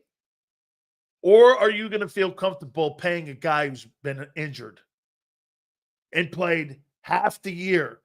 Now, I was surprised by his 700 snaps. That's a lot. I thought they were around 400. Counting the postseason, he's got 700 snaps, and he got hurt in the final game. That's something that I would that favors him in me inking him down to something. The Kobe Dean, I am not on anything with when it comes to signing a contract extension for that guy. I just can't trust him. He's the Dallas Goedert of defense. He's always hurt. Depending late in the year, early in the year, every year he's been hurt as an Eagle. Every year. Can you build the middle of your defense around a guy who's always hurt? I don't believe he can. And I think that's one of the reasons that they're moving also off of Dallas Goedert is because of that. I would say the 2 areas right now that you have to be concerned about if you're Howie looking at it, your edge room, your tight end room, your corner depth. Do you believe Sidney Brown and Tristan McCullum are the guys? Okay. You might want to get a couple more safeties. I still think there's a lot more to look at here. Now, again, what's the one thing that's still intact? Is that offense. You know, last couple of days we've had some really great folks on here, Marcus Hayes and Angelo Cataldi. We were talking about the Eagles. We were talking about the culture. And I loved it today. It reminded me of what the NFL was all about. Brandon Graham, if you're 30 years old, like say Xander is, half his life he's seen Brandon Graham play football. If you're 60 years old, half your life, the next guy who's coming up here has been calling Eagle games. And you've heard his voice. And you know what I love today? The first question was from Merrill Reese asking Brandon Graham a question. And I thought that that's how that press conference should have went. And ladies and gentlemen, our good friend Merrill Reese joins us now. And I absolutely love that, Merrill. I appreciate it. Let's see if we can bring Merrill up now, Xander, and get him up here. See if we can get him up. Hey, Merrill, I love the fact that you were the first person to ask a question to Brandon Graham on his retirement. I thought it was awesome, and just a couple takeaways from you on what you saw today and what you thought of the press conference. It was a great press conference, and Brandon spoke from his heart.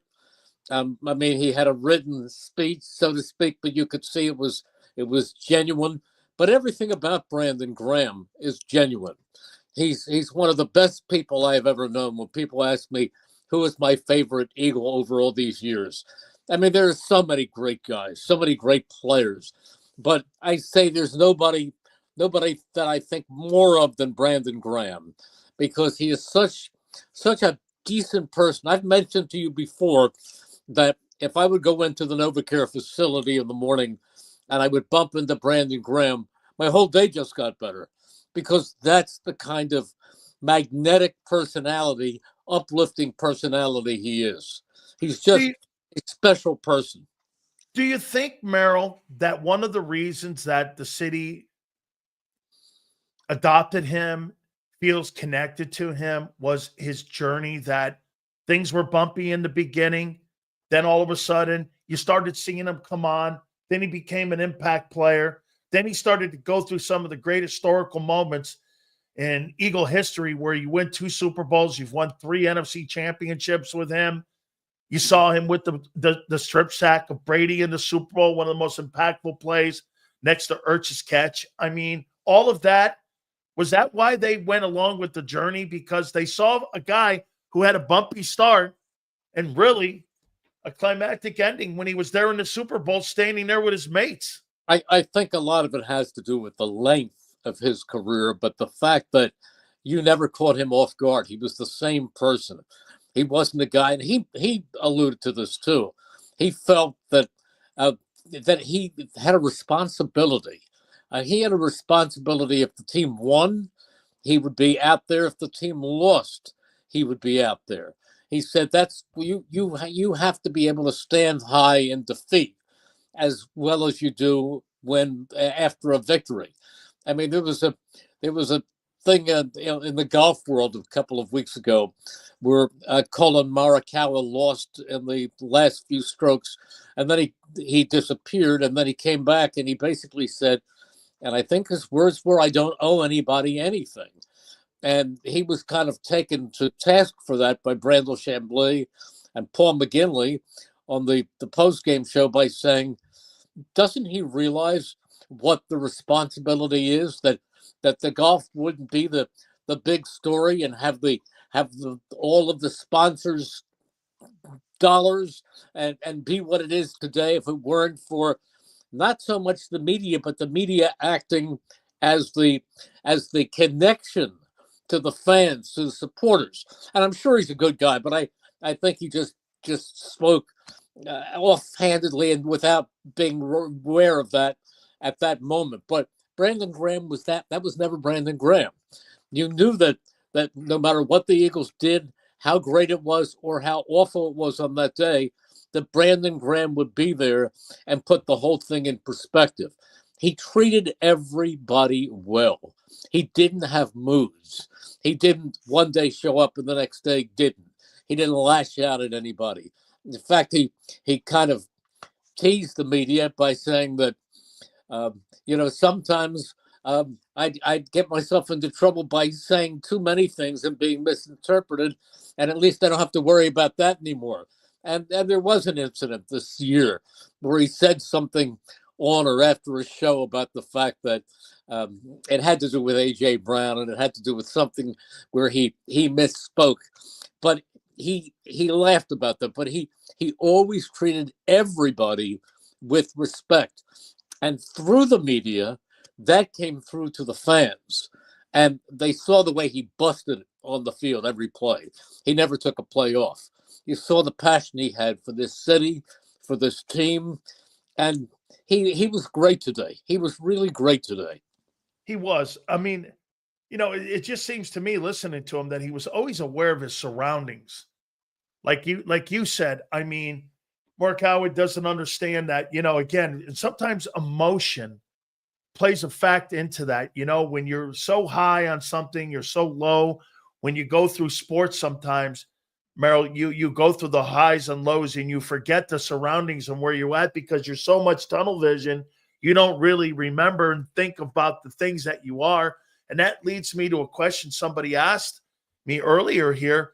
Maybe he's the greatest captain in Philadelphia sports history. I mean, you go Bobby Clark, you start talking about some of the people that have meant so much to an organization, especially to a defensive unit, some of the greatest moments in Eagle history. I mean, you could make the argument that Brandon Graham is maybe one of the greatest leaders and one of the greatest captains that the Eagles have ever had, maybe the greatest leader they've ever had. You can. You can make that argument easily.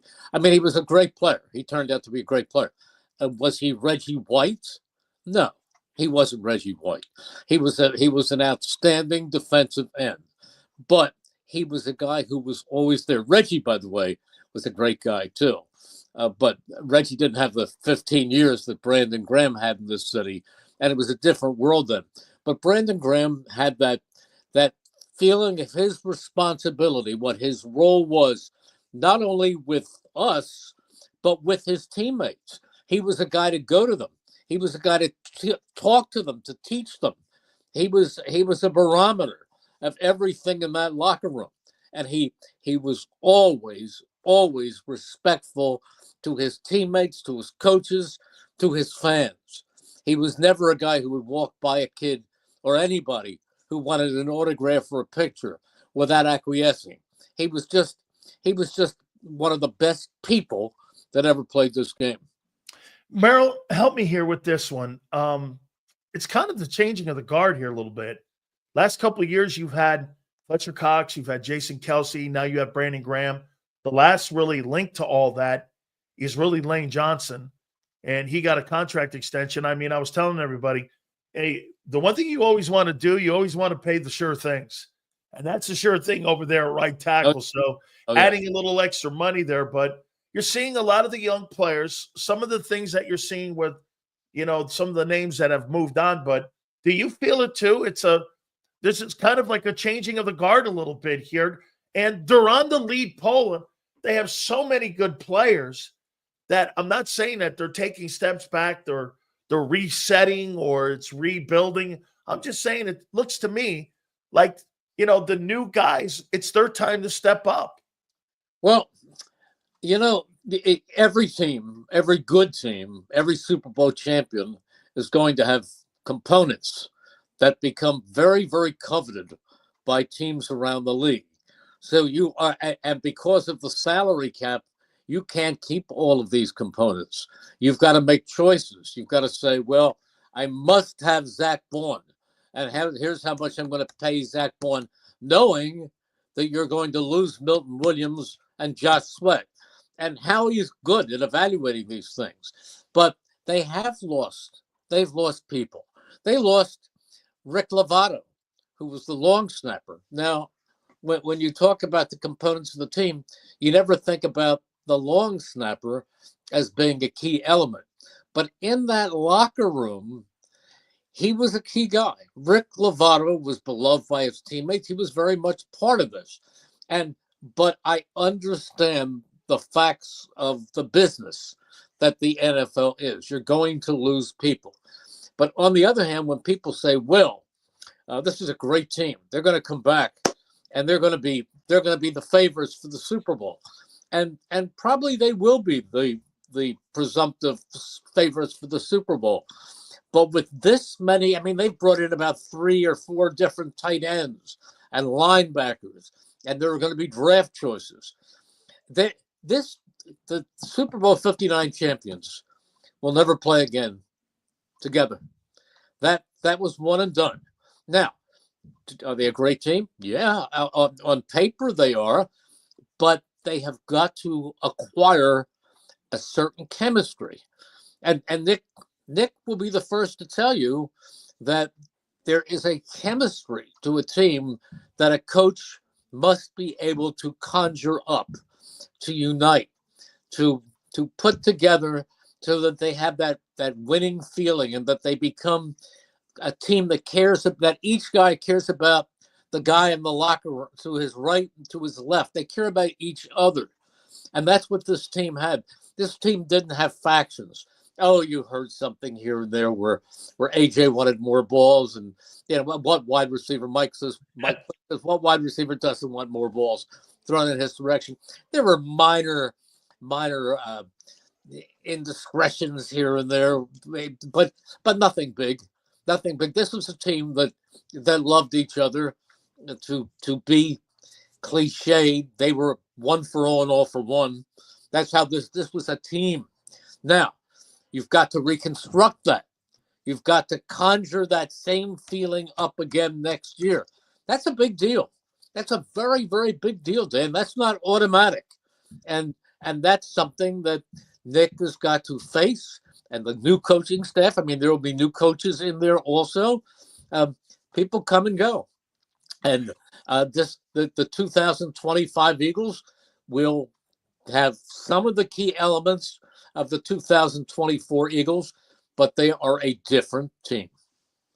You say that, and it's so true. Do you believe that Howie, being a different general manager since that first Super Bowl you won? Because correct me if I'm wrong, Merrill, after that 2017 season, when you guys went into the 18 Super Bowl against the Patriots, you guys signed a lot of those aged veteran guys, brought them back, and it turned out to kind of start the implosion of the team a little bit, or the eroding, I'll say, where they weren't as competitive prior to that Super Bowl. This time it looks like they've moved on from the high money guys and are going to redevelop, and they're going to reinvest inside the roster with some of the younger players, because that's how you maintain long longevity of winning, is that investing in your own player development.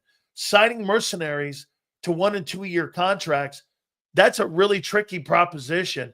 Signing core veteran kids that you believe in and allocating, I'm throwing a word allocating out to people, not being frugal or anything, but hey, I got money for Juergens. I got to make the decision on Jordan Davis. I got to make a decision, a huge one, on how much I'm going to pay Jalen Carter. There's even a Nolan Smith contract. So all of that is over here on what he's looking at. So my question to you, I asked Marcus Hayes and Angelo this. Do you think he's a better general manager since that first Super Bowl, that he sees the game better now, where he's got to invest more in his core guys and bringing some of these older guys back? Howie is very, very smart. He understands the game. He understands what you have to do to put together a championship team. And it would be impossible for him not to be a better general manager this many years hence. He's learned something every year. Look, I've learned something. This will be my 49th year. I'm a better broadcaster than I was after 30 years or after 40 years. I see more things when I'm watching a game. I've learned from mistakes, and we've all made mistakes. Every one of us has made mistakes. So we all learn. I mean, if you talk about a writer, every writer 4 years later is better than he was 4 years ago, because he has more things in his frame of reference that he didn't have earlier. How he knows what works, knows what didn't work, and every one of us realizes we've made mistakes. And Howie is a terrific general manager, and he's smart, and he gets smarter every year. Absolutely, he does. I put down 10 guys, Merrill. My 10 favorite Eagles. I want you to hear them, and you tell me what you think of these guys. These are my 10 favorite Philadelphia Eagles. Tell me if you like my list and if you would add somebody. Number 10, I got Jason Kelce. I think Jason Kelce brought a lot, probably the best center in the history of the franchise. And if you can make the argument, maybe one of the top centers in the history of the sport. Number 9, I got Brandon Graham here.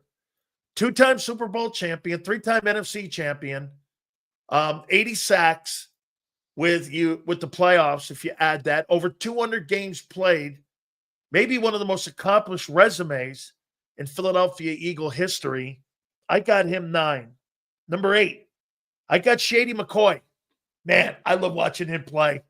The snow game will always stick out for me. How everyone was slipping and how that guy was still going for 200 yards. Number 7, it was in my era. I put Randall Cunningham. I think if Randall Cunningham was in today's NFL, he'd be Patrick Mahomes. The things that he could do, with not a very good O-line. So I got Randall 7. Number 6, one of my favorite all-around running backs in the history of the sport, Villanova's own Brian Westbrook. God, can he catch, block, run, tough. Just love the way the kid played. Number 5, people loved Aaron Donald, and rightfully so. But I always thought Fletcher Cox was the more all-around, played the run, pass rushed, big, physical, lived up to the 13th pick in the draft. Longevity-wise, probably the best defensive tackle in the Super Bowl era. Now, I'm biased with that picture behind me there, Jerome Brown. He was my running mate at the University of Miami. So I've got Jerome 4, and obviously very biased with having Jerome 4 there. So, forgive me for having him there. Number 3, Brian Dawkins. I mean, it was like a lead pipe running around a football field when he hit you. It was like you saw him there. You talk about intimidating. There was a little bit of a Jack Tatum kind of attitude with him. And so it was like I always called him the lead pipe that ran around the field. Number 2, Bednarik. I don't know how you don't say any list or any conversation when you're talking Eagles and not have Bednarik's name. The last truly great two-way player. I mean, Dion could say all he wants. You want to know what a really two-way player was? It was symbolic of what Philly was and the NFL was. I've always said this. Butkus embodied Chicago. In Green Bay, Nitsky embodied the NFL through the Packers. Sam Huff, who played with my uncle in New York. The league was not run by quarterbacks back then. It was run by the middle linebackers in the NFL, and that was symbolic of our league back then. And Bednarik, it ran through him as well. And, of course, Reggie, I mean, I've never seen anything like it to this day. I mean, the hump that he had when he threw people on their head. I saw him pick Chris Carter up once on game film, and I watched it. He picked him up, threw him in to Warren Moon, who was 7 yards back. I'd never seen anybody kill the guy in front of him and then throw a receiver who was supposed to block him, and he threw him about 10 yards and catapulted him. I mean, he was such a great player. Those are my 10 Eagles. What do you think? I can't argue with any of them. I can't. But you're covering almost 80 years. And there are too many other names in there who can be thrown in and belong also. I mean, if you're going to add Bednarik, then you've got to name Steve Van Buren. Well, Van Buren was right. One of the great running backs of his day and is in the Hall of Fame. So if you're going to name a middle linebacker, my goodness, he just passed away Christmas Day.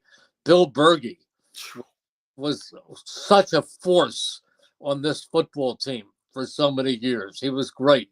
I mean, I'm not arguing with any of yours. I got it. If you had to add guys, and I don't want to put a number on any of them, I'll give you a couple of wide receivers. I'll give you a couple that are there right now. Right now, A.J. Brown and Devontae Smith are two great Eagles linebackers. And so was Shady McCoy. Shady McCoy was unbelievable. I'm not Shady McCoy. Shady McCoy, of course, was a great running back. But I'm talking about some of the other great wide receivers. My partner in the booth, Mike Quick, was phenomenal. Carmichael. So was Harold Carmichael. Phenomenal. But, how about LaShawn Jackson? I mean, how great was he? He's the greatest tracker of the football I've ever seen. I mean, he was absolutely amazing. But you go on and on. You're talking about offensive linemen. Lane Johnson, great. Eagles had a bookend pair back in the Vermeil era of tackles. Stan Walters, who was my partner in the booth for 14 years, and Jerry Sizemore.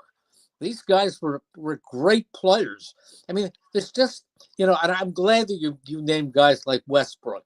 But there was a guy by the name of Wilbert Montgomery who was electric. actually electric.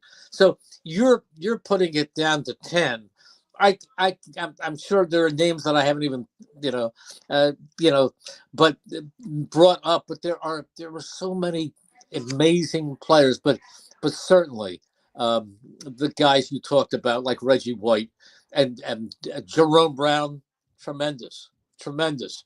But there's one going into the Hall of Fame this year who was as good a defensive back, good a corner as you will ever see, by the name of Eric Allen, 6-time Pro Bowler. So I'm saying to narrow it to 10 is impossible. And I'm sure there are 15 or 20 I didn't even name as I talk about it.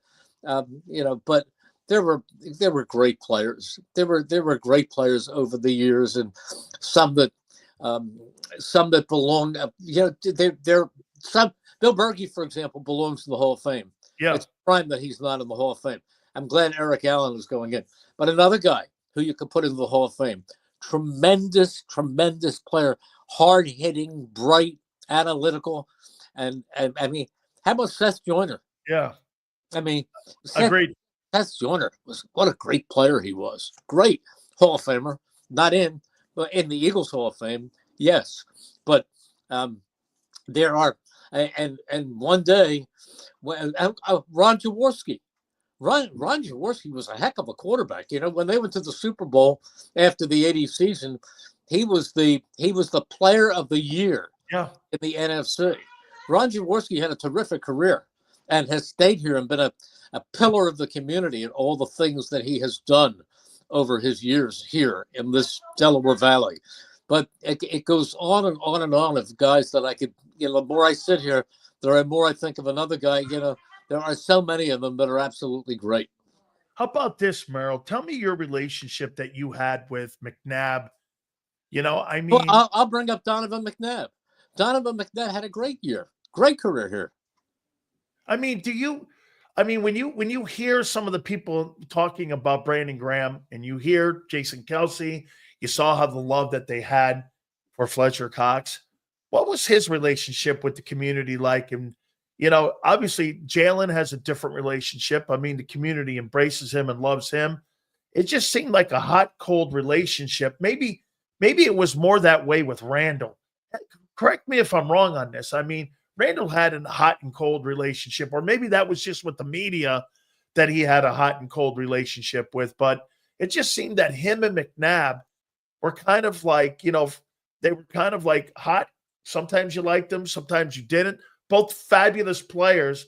I wonder what they were like for you to cover compared to somebody, say, like a Jalen Hurts, it seems that he's very accessible to you and you can go up and talk to him at any time. Right. These other guys didn't seem that way, or am I wrong? No, I think. Well, first of all, it was a different world back in those days. Dan, I was thinking about this. I'm speaking with my wife Cindy about this. It used to be covering practice. You go out there and you sit there or stand there and you watch the entire practice. Today, you're out there for 15 minutes and somebody blows the horn, and the rest of the practice is closed.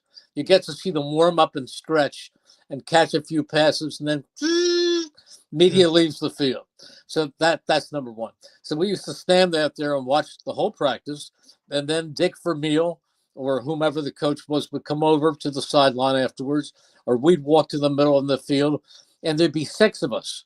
The Inquirer, the Daily News, the Bulletin, maybe a couple of TV guys and me, and we'd surround Dick Vermeil and we'd have a conversation for 15 or 20 minutes. Now, everything is orchestrated. You have the coach's press conference, you have the coordinator's press conference, you're in a large auditorium. There are at least 40 or 50 people down there every day covering the team. You didn't have the access. You don't have the access to players now that you did then. And except maybe a little bit during the summer, you can catch them coming off the field at training camp. But it's totally different. But I want to tell you something. Randall was a great guy, said some unusual things, played the game a little bit differently, as Buddy used to say. Go out there and make 3 big plays a game, and I'll take care of everything else. Donovan was a great quarterback. Look at Donovan's numbers. He's got the all-time records in so many Eagles categories. Donovan was a great quarterback, and my relationship with Donovan was wonderful. We had a good, terrific relationship, and whenever I see him, I'm really happy to see him.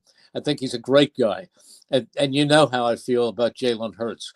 I think when it's all over, he will be described as, or fit the description as, the greatest quarterback in the history of the Philadelphia Eagles. But I always use the word modern history because, as you named Bednarik, you're talking about a different game. You're talking about different sized players with different degrees of speed.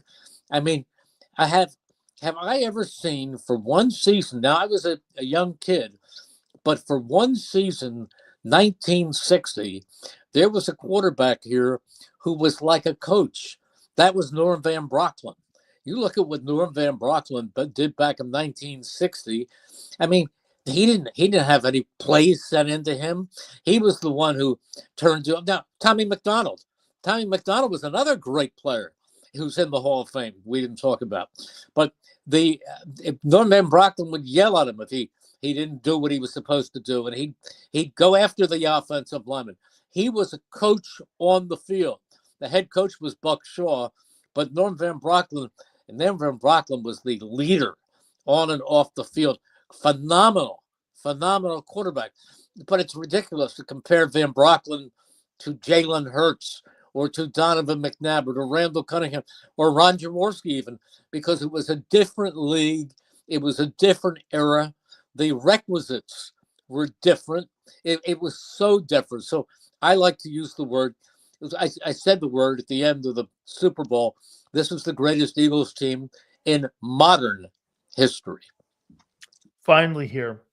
Merrill, I want you to talk about the fans for a second. What I loved about that presser today with Brandon Graham was how he talked about you guys. You know, you talk to them every weekend. And one thing I've learned is that, boy, I'll tell you, when you get kudos from the Eagle fans and they give you a tip of the cap and they send you off, it ain't like LA. It ain't like any place else, even like New York. It really does show you there's no gray area, is there, in Philly when it comes to their athletes? You're either a non-productive guy or you're going to be somebody we revere. And we're going to reward you with our affection and our loyalty and our passion for what you did for 15 years. Same with Kelsey, same with Fletcher. It's a different group of folks that really love that team, isn't it? I mean, it's a different, Sure. It just looks different to me. Well, I mean, they are passionate. They're great fans. They're great fans. And their booing, for which they're famous, that's just a reflection of their passion and their hurt if they're not getting what they think this team is capable of giving them. But they fall in love with their players. I mean, you just named, again, a lot of big stars. I mean, if John Dorenbos, who was the snapper, comes back, he won't have to buy a meal. I mean, they love John Dorenbos. I mean, there's so many guys. Absolutely. Hey, Merrill, it's always great talking to you, and thank you so much. I love the fact that you asked the first question. I thought that was so poetic. I didn't realize I did. They just said questions, and I said to Brandon Graham, when did you realize that you would go down as one of the most beloved Eagles in history? And certainly he is one of the most. Absolutely. Merrill, thank you, my friend. I appreciate your time as always. Hey, how's the golf game coming around? Well, I had, today is 4 weeks since I had my left knee replaced. So, and I'm walking very easily without any problems. So come the warm weather, I'll be out there by May. Who do you like for the Masters? Rory. Boy, did you see him take apart the players? I watched him at the Players. That's a tough place to play, Sawgrass. I've played that course, actually. And when it's wet like that, it's impossible to play because the roughs. If you played that Bermuda grass and you get down there and play, I'm sure you have, during this time when it rains like that, you have to be Hercules to get that ball out of the rough like that. Absolutely. But I love Rory. Met him one time when he came to an Eagles game, and I was absolutely thrilled. Mike Quick and I are big, big golf fans. We both play incessantly during the off season.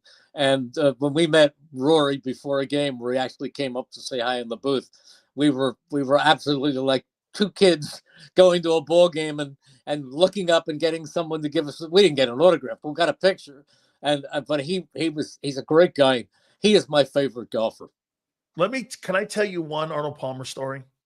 Well, you're talking about my all-time favorite golfer. So I had a show in the state of Florida, and every year we would have the Arnold Palmer tournament, which is now a different name for a tournament now, but it was called the Arnold Palmer Invitational. And so every year they invited my radio show. I was on in Tampa, Orlando, Jacksonville, Miami, but I was based in Orlando. And so I moved to Orlando and I went down to the Arnold Palmer, went down to Bay Hill. And Bay Hill's a phenomenal golf course. It's just so great. Unfortunately, when the summer comes and that grass gets it just fries that grass because it's been overseeded, whatever. I'm sitting there in the middle of I'm doing some dumb rant. Some guy sticks his head across like this. He looks over at me and I go, well, folks, Mr. Arnold Palmer, I've never in my life ever stopped my show. He's got his dog Mulligan with him. He called him Mulligan. Golden Retriever. Yeah, and so he comes over and he goes, do you mind? I go, I don't even remember what I was talking about. And so he came over, he sat down, and for the next 2 hours, we just started talking golf, and he was talking about winning in Cherry Hill, and he was talking about playing against Nicklaus and how he would, go out every year and he would play with Bobby Jones when Bobby was still alive, and they were running the Masters. And the next day, I got an invitation to go play a round of golf with him.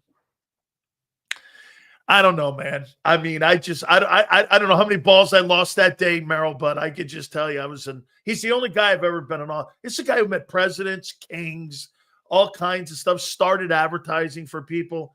He had a presence about him that was just second to none. Tiger and Jack did a lot for the game, but Arnold brought TV to the game. Oh, Arnie's Army? Are you kidding? And the fact that nobody ever had more feel for the responsibility to his fans than Arnold Palmer. He was the ultimate. You know what the name of my street is, by the way? What's that? Bay Hill Drive. Oh, wow. That is great. Oh my God. If you ever get down there, you've got to let me know. I mean, we lived in Orlando for such a long period of time, and the club president down there at Bay Hill, Sawgrass too. We got some really great connections down there. Also, the PGA National, where they played the 1975 PGA Championship. I've played that course down there too. I've played a lot of golf courses, but again, Merrill, you're on one of my favorites. I won't lie. You are on one of my favorite golf courses, man. I can't believe. I'd love to see what that clubhouse looks like in the club that you belong to. It's beautiful. I mean, is there any Hogan stuff in there? Oh, there's our archivist, John Capers, his name is. He's a 7 or 8 time Murray champion. He has the archives room. I'll go up there. I could wander around for 3 hours and never get my fill. Absolutely. Merrill, thank you so much. Keep that knee coming around. We need you back on the golf course. It's great. I'm walking, no cane, nothing. I'm driving. I'm out and about. So you're going to be ready for spring training, and you're going to be ready for fall camp. I can't wait. All right. I'm ready now. Thank you. You and Nolan Smith will be ready for camp. Yep. Thank you very much, man. Okay. I appreciate it. Thank you, Merrill. Okay, bye-bye. You got it. Our friend Merrill Reese. Legendary voice, man. Yeah, man, I was a great presser today. I really was. That was an absolutely fabulous presser. Xander, I think I just got a text from our boy. See if Gary Cobb texts us here. Oop, nope. We are still set up. Xander's going to join us at 4:30 Eastern time. So make sure you hit the like button. Guys, When we come back, I've got 9 players that I'm looking at. What we're doing now as we get closer to the NFL draft, I'm going to start tapering down like I did last year. I'd like Chop Robinson and I think 2 other players for you to land on. And every year I've landed on a guy who's been an impact football player. McDuffie ended up being an impact player for the Chiefs. I like that kid, Edgerrin Cooper. He was an impact player this past season, too. I'm starting to get a sense of who I think would fit at that 32nd pick, all barring them moving out or up. At 32, I'm down to 9 guys now. Okay? I'm down to 9 players. So I'm going to tell you who my 9 guys are, and then we'll start tapering it down as we get closer to the April draft. Hit that like button. Don't forget our great friends at Morgan & Morgan, the #1 injury law firm in America. With over $20 billion in recovery for families across the country, the team of 1,000 of attorneys that John Morgan's group have put together are there to protect families. I tell you about the story in Pennsylvania. Initial offer by an insurance company of $650K. No way. They went in and got nearly $30 million in recovery for that family. Or in Florida, we talk about a $350,000 initial offer by an insurance company. Morgan & Morgan went in, looked at it, and said, no way. They ended up getting nearly $14 million for that respected family. If you're ever injured, please check out my friends at Morgan & Morgan. The fee is free unless they win. For more information, go to forthepeople.com/big sales or pound law 529. That's forthepeople.com/big sales or pound law 529. And do me a favor, you tell them Big Sales sent you. This is Eric. When he got injured in a car accident, he called Morgan & Morgan. He not only gets a lawyer, he gets trial lawyers like Sam and Jessica who are in it to win it. He gets his own investigators with briefcases, leather ones. And if you ever have questions, our customer service folks keep things rolling. Injured? We're your army. Morgan & Morgan, America's largest injury law firm. Ignite your nights with free live entertainment daily, only at Live Casino and Hotel Philadelphia's Center Bar. 7 days a week, enjoy some of the region's top party bands, performers, and DJs as they take the stage in the heart of the casino action. Great cocktails, live music, and lively moments. It's all happening at Center Bar at Live Casino and Hotel Philadelphia. Visit livecasinophilly.com for more details and the complete list of upcoming events. Must be 21 or older. Gambling problem? Call 1-800-GAMBLER.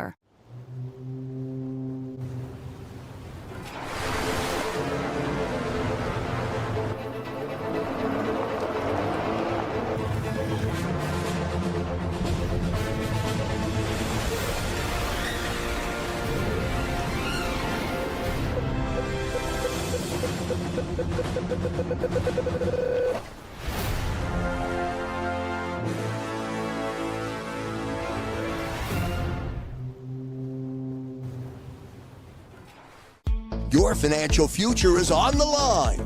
Are you ready for what's next? At Leone & Company Wealth Management, we help young professionals, business owners, and pre-retirees navigate the complexities of building and protecting wealth. For young professionals, we'll help you grow your wealth, plan for your future, and make the most of your hard-earned dollars. For business owners, we provide strategies to protect your company, manage risks, and create a lasting legacy for both your business and personal wealth. For pre-retirees, we'll design a plan to secure your retirement, ensuring you can live comfortably and confidently in your next chapter. Whether you're just starting out, managing a thriving business, or preparing for retirement, we're here to help you take control of your financial future. The first consultation is on us. Get the advice you need without the cost. Let's make your financial vision a reality. Take the next step. Scan the QR code to schedule your free consultation today. And of course, go Birds.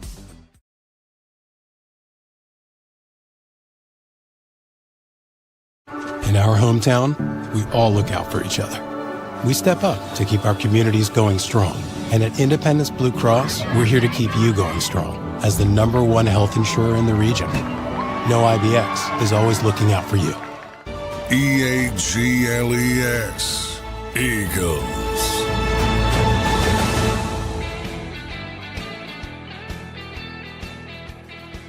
Big Sil's National Football Show. I got Houston versus St. John's in the NCAA final. My final four: Michigan State, St. John's, Houston, and Bama. Those are going to be my final four teams.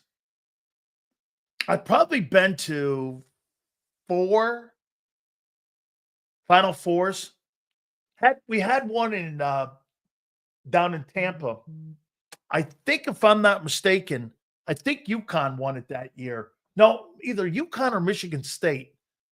I forget. One of those teams, I think, won it that season. So I got Michigan State, St. John's, Houston, and Bama as my final four. And I've got Houston versus St. John's in the final. I think St. John's has a great shot to win this thing, man. I do. I think Patino has a great shot to win this thing. Real quick here, by the way, please hit the like button. Give me a total on the likes. How about this? What do you think? You think that's anything that Brandon Graham didn't mention Nick Sirianni? I thought it was kind of odd. 40-plus minute presser. He didn't say a word about him. And he was there in the front row. I don't know. I kind of said it earlier. It's probably just an omit that he didn't mean. I mean, I'm not trying to read into anything here. I just thought it was weird. I mean, everybody he mentioned. I mean, he mentioned like the people that were cooking him meals there at the NovaCare Center. Okay, let's get hey Kyle. Let's get that number up, guys. Let's see if we can get that number up past 200 here. Please hit the like button here. Xander's going to join us at the bottom. Look, and something like that, you're not gonna make that a focal point, but. Again, I mean, how much was Nick really involved in Brandon Graham's career? Very little. When it came to, saving his career, it's the beginning that was really the rough spot.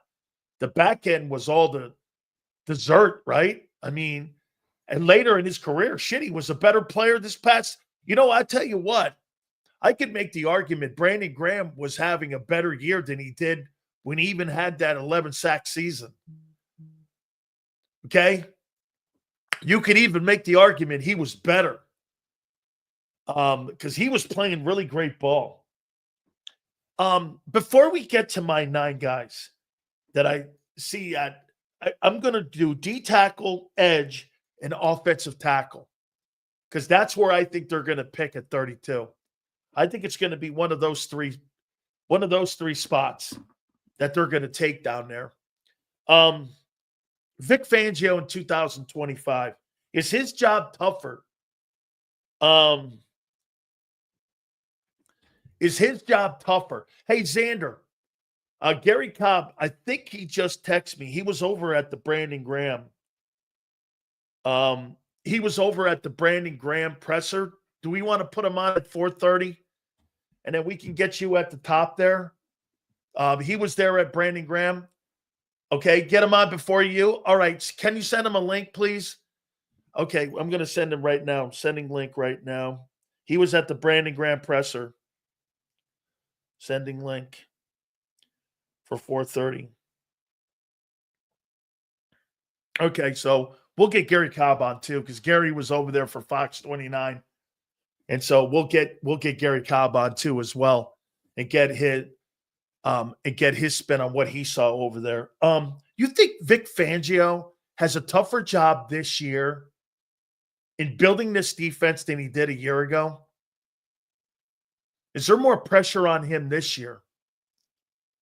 I think somebody brought a great question up a couple days ago. They said, Sills, didn't you have last year on March 18th, 2024, didn't you have a ton of question marks going into the? Yeah, I didn't think you were going to be this good on D. There's no way on the planet I thought that defense was going to be a top 10 defense.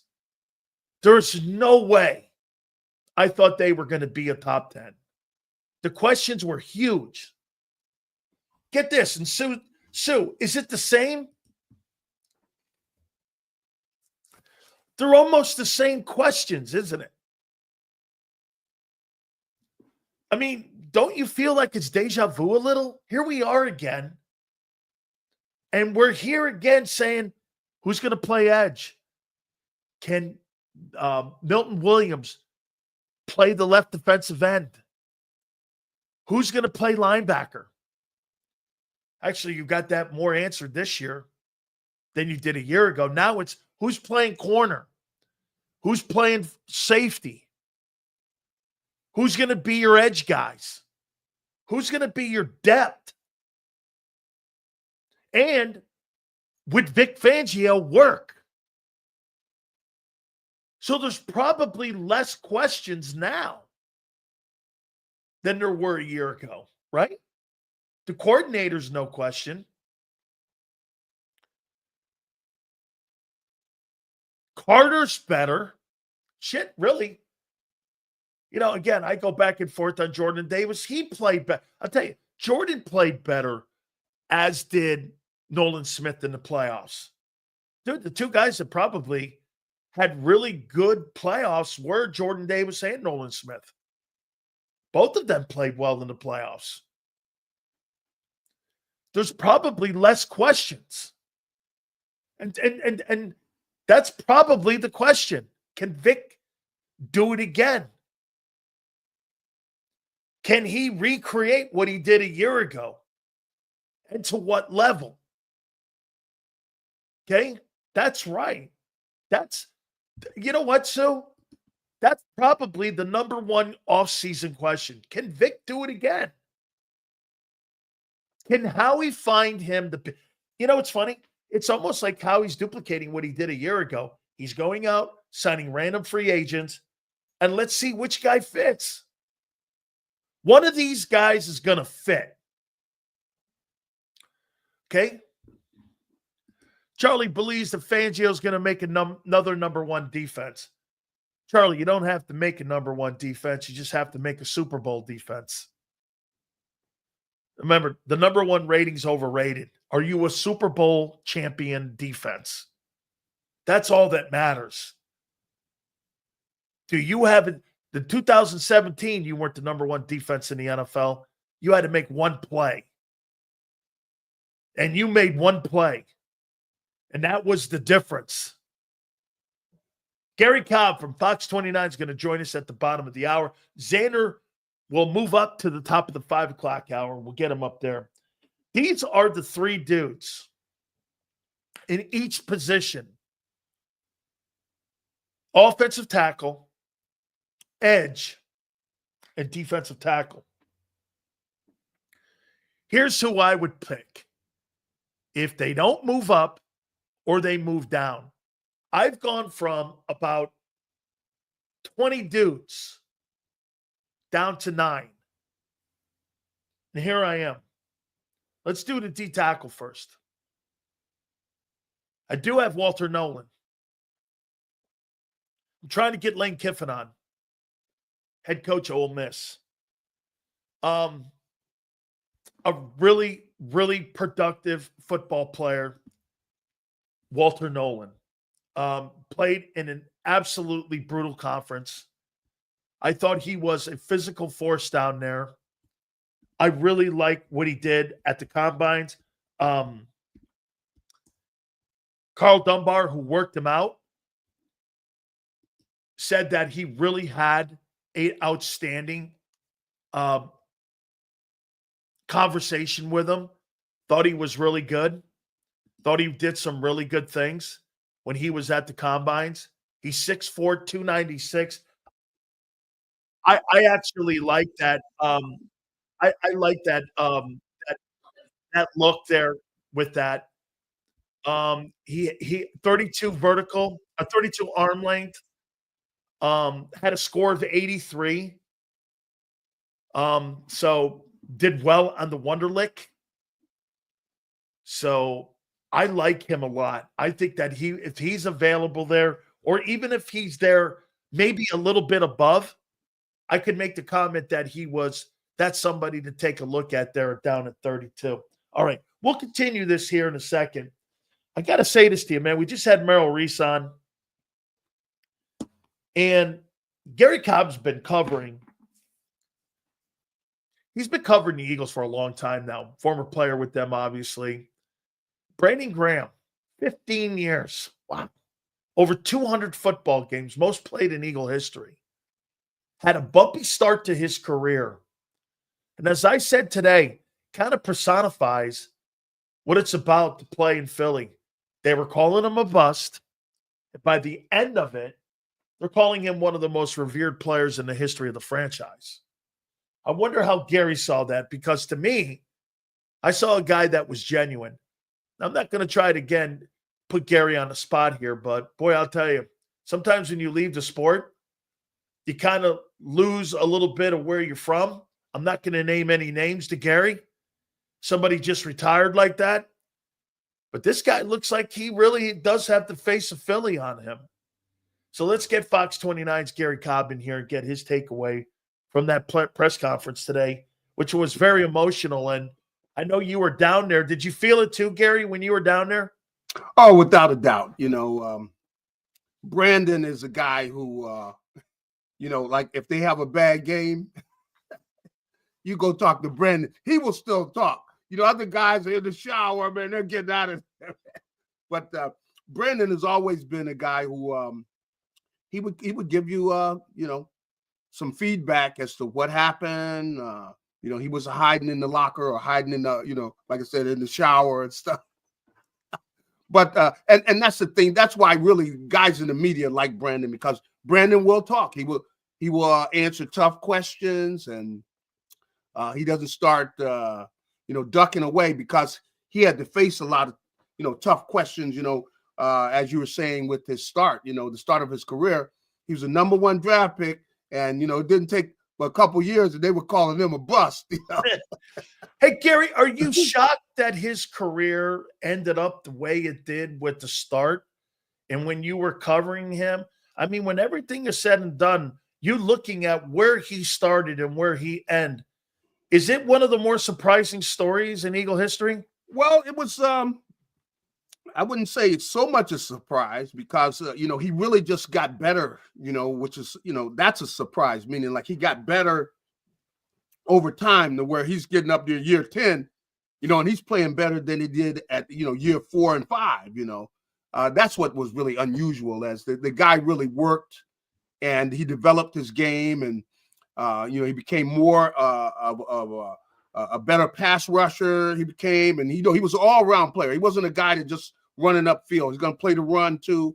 And so Brandon was a team guy too, and personality-wise, he never shut up during the game and stuff. He's out there running his mouth the whole time. So, he was a personality. So he was a trash talker. Talker. Talking trash the whole time. They have, Fletcher Cox was over there, and Lane Johnson. Those guys played with him all this time. So they were over there for his retirement, and, and they know him, because sometimes Fletcher, he's on tape of saying, "Hey, man, shut up. Would you shut up a minute? Yop, just running his mouth." And he would, sometimes he would get in the head of the team they were playing, because he would be calling guys out, and he would go after them right from the start. A lot of times Brandon was the captain. So he would go out there as one of the defensive captains at the start of the game and just start off, just ripping a guy, going after him, saying, "Man, you're gonna stick up the place today," and everything. But the thing about Brandon, he's a lot of fun. He doesn't he talks, but he's always got a kind of a jovial type of the type of spirit where he's a jovial type of spirit where he's always in a good mood. He doesn't really have the ups and downs, and that's what you like him. And he's a big personality around here, because he goes around, same guy everywhere we run into him. Brandon is talking, and he's always got something to say, and it's entertaining. And he's really a favorite there, not just because of his play, but because of the personality he has. He's really beloved by a lot of the Eagles fans. And then the big play. In fact, I talked to them about this. The first Super Bowl they won, he made the play against Tom Brady, where he, sacked him, knocked that ball out and everything. And he was out there with his, this is after the Super Bowl, and people are, the guys are starting to go into the locker room. I said, man, Brandon, man, do you know how long they're going to remember this play you made, man? Your kids are going to be adults, and they're going to go, your daughter will be walking around. They go, your dad, man, made that play against Tom Brady, years ago. And it's a play they'll never forget, and people say it's the biggest defensive play in Eagles history because that helped them win that game. And, Brady was getting that look in his eye, and he was starting to march, and he was back, and he was looking somewhere on that play. And if he'd got rid of that ball, chances are, the Eagles probably would have came up with a big L, and it would have been a painful L too. But he made the play, got to Brady, knocked that ball out, and they recovered it, and it's something that Eagles fans will never forget. So that's one of the reasons they always will remember Brendan Graham. I love that because, we saw Jalen Carter make that play in the Rams game. Yeah. And now you got a guy making a play here that fans will never forget. I mean, you could make the argument, like you said, that's got to be the biggest play in Super Bowl era, man, of any Philadelphia Eagle because of the ramifications and where it was, and two Michigan guys. That's right. Two Michigan guys. That's right. That's right. And see, the thing is, that doggone Brady was getting that look again. He threw for 500 yards in the game. He did. The son of a gun is getting that look in his eye. I'm going, oh no! Somebody get to him. Somebody do something, because they were starting to march, and you're going like, oh boy, you wind up with on a highlight reel, But he was able to get to him. And after the game, Brandon still hadn't hit him. That that was the play that saved that game. And he says he goes back every now and then and go over there. Whatever day it is, he could always go there, take that tape out, and he comes out of there with a smile. Hey, Garrett, let me move on now to the John McMullen here has been labeling Howie's moves as the Temu shopper, where he's been shopping at Temu. I mean. Yeah. Angelo was on with us the other day. He hated it. Marcus Hayes was on yesterday. He loves what they're doing because they're preparing for the future. Yeah. Where are you in this? What you see them doing now? I mean, a lot of B moves here, especially at the edge rushing position. Yes. Tell me what you think here, what they're doing so far in rebuilding this team. Well, we don't know just yet. We don't know, of course, how it's going to turn out. But I feel good about what they're doing. I think they've got some pass rushers coming off that corner, and they don't have to be great all the time because, the people they got behind them, they still got, some quality people in that secondary. And so you got young guys that are still maturing, and they're in the secondary. They got an outstanding secondary. So, they don't have to, if you see it in the Super Bowl game, they played well, the defensive line, but it's because he had to hold the ball. He didn't know where he's going with the ball. And so they're going to be playing that same style, where they're not just blitzing, because a lot of teams where they're coming at you, and so you got everybody out there one-on-one. They don't play a defense like that. They're not going to be, everybody's not going to be one-on-one. They're going to be playing a lot of zone and everything. But they're going to dare you to really go after them and try to throw the ball downfield, because you're probably going to end up throwing some interceptions because they do a great job in the secondary, and they don't really put the guys in too much of the time where they're one-on-one and they got no help. A lot of times they got too deep. They got those safeties back there. So if these guys can do a decent job rushing the passer, they're going to get opportunities to get to the quarterback because he's got to hold the ball, And so I think they're going to be fine. They don't have to be great. They just got to be guys who can beat their guy, let's say, in a couple seconds. And but they don't have to be just killing them where you got guys just dominating every play. Because they don't really go after where, like I said, you got out there and they're playing a single high all the time, and you got guys out there man to man all the time. That's not the way they play. They play more conservative. That's the way Vic. That's the way he plays, and it's worked. Don't you agree, Gary, that we were just talking that it's almost the same kind of questions we had a year ago this time. Who's going to play edge? Can Milton play the left end position? Mhm. Who's going to play linebacker? The big question we all had last year, what's that linebacking core going to look like? Because That's right. we didn't know Nakobe was going to step up like he did. We Mhm. didn't even know this kid Bond. Hell, he was brought here to be an outside pass rusher. That's right. So again, can Vic? The big question is, can Vic do it again? You think? I mean, is it Well, that the guy's made me a question? believer, man. The guy has made me a believer because, he's got a design to what he's doing.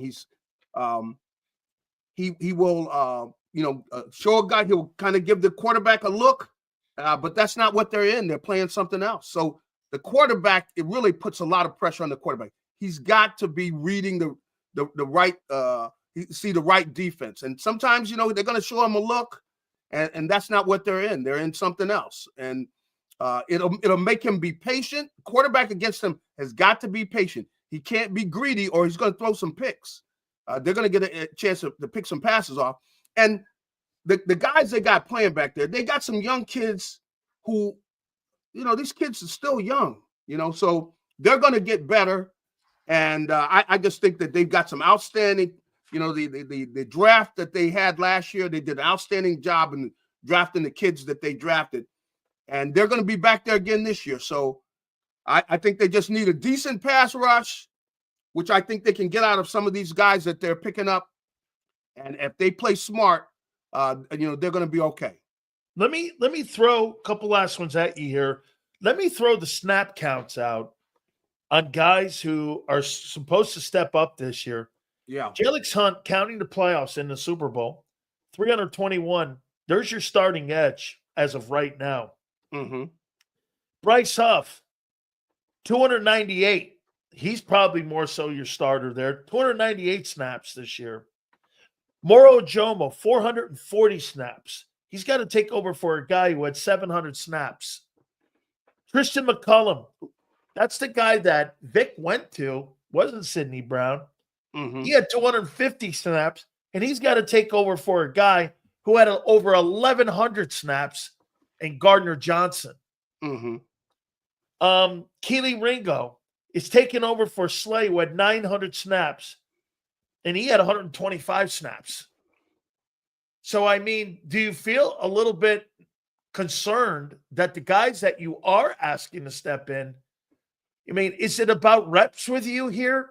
You believe that they're good players, but if you look at these numbers, I mean, even Moro Jomo, Yeah. I mean, there's just not a lot of playing time here considered when you're looking at some of these guys. Josh Sweat, 775. Yeah. Milton Williams, 700. Mm-hmm. Slay, 900. Hell, Yeah. even Isaiah Rodgers, 450. Gardner Johnson, 1,119 snaps. BG, even a 311. Mm-hmm. Are you concerned about all these young guys not really having had a lot of playing time? Well, to be totally honest, yes, I'm concerned about it. They're going to have to grow up.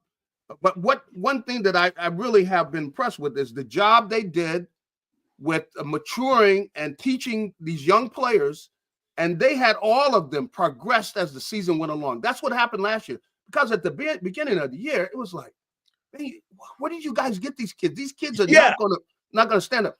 But as the season went along, they all got better, and of course, you got to be doing a great job teaching to see all these kids getting better, get a better understanding of the defense. And so they come in this year where they played under that last year. So I expect them to progress even more. And, a guy like Kelly Ringo, the thing about him is kid's a great athlete, great size and everything. He's just got to play smart football. He's good enough athlete to play on the corner because he can be physical. Any wide receivers that go out there, he is a specimen. The kid's about 6'1", 6'2", who can run. He's got long arms, so he can go up and jam. And we're going to see. He's going to have to progress because he hasn't been in this situation before. So hopefully they'll be able to have him do the same maturation that we saw out of the guys they had in there last year. So he's going to be stepping in there probably on Slay's side. He'll be taking over. He's got the athleticism to play it. Whole thing is, does he up here? You're playing smart football. you know, and you're not out there gambling. And the thing about Vic, as I said, Fangio plays a defense where he doesn't have these guys on the island a lot, you know. So they're not going to be out there where they're just out there by themselves. A lot of times they got help over the top, and they've got help inside. So we'll see. You know, they did a great job last year, as I said. The secondary at the beginning of the season, you're just saying, man, there's no way they're going to make it. By the end of the season, they were the best in the league. And they were still getting better. I mean, that's right. They were still getting better. Gary, I was listening to Josh Sweats, and this goes to Vic. Yeah. Maybe tell me he's just like an old school guy. Josh said this in the presser. He goes, you know, Vic came to me before the Super Bowl, and before we went out of the tunnel, he looked at me and said, you have no responsibility except one thing. I don't care about the run. I don't care about anything. Hit the quarterback. Just go hit the quarterback. Yep. I don't care about anything else. You 4 guys have to hit the quarterback. I mean, that's the kind of stuff that Pat Riley talks about back in the day, will and go hit the guy and all that. I mean, you know, there's so many guys that are all about the analytics.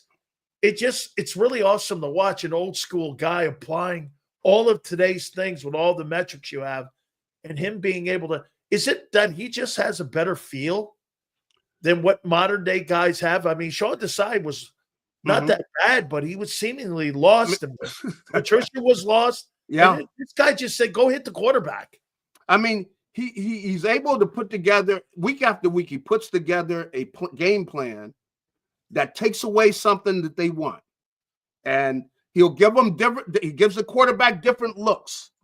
And he's able to do that week after week.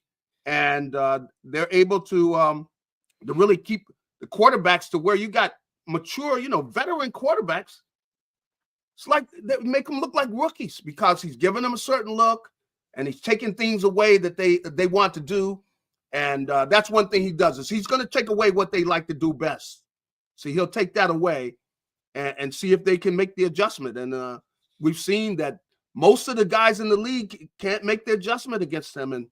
And he does a great job of that. And as I said, you know, with some of the kids they've had back there, you know, those kids were rookies last year.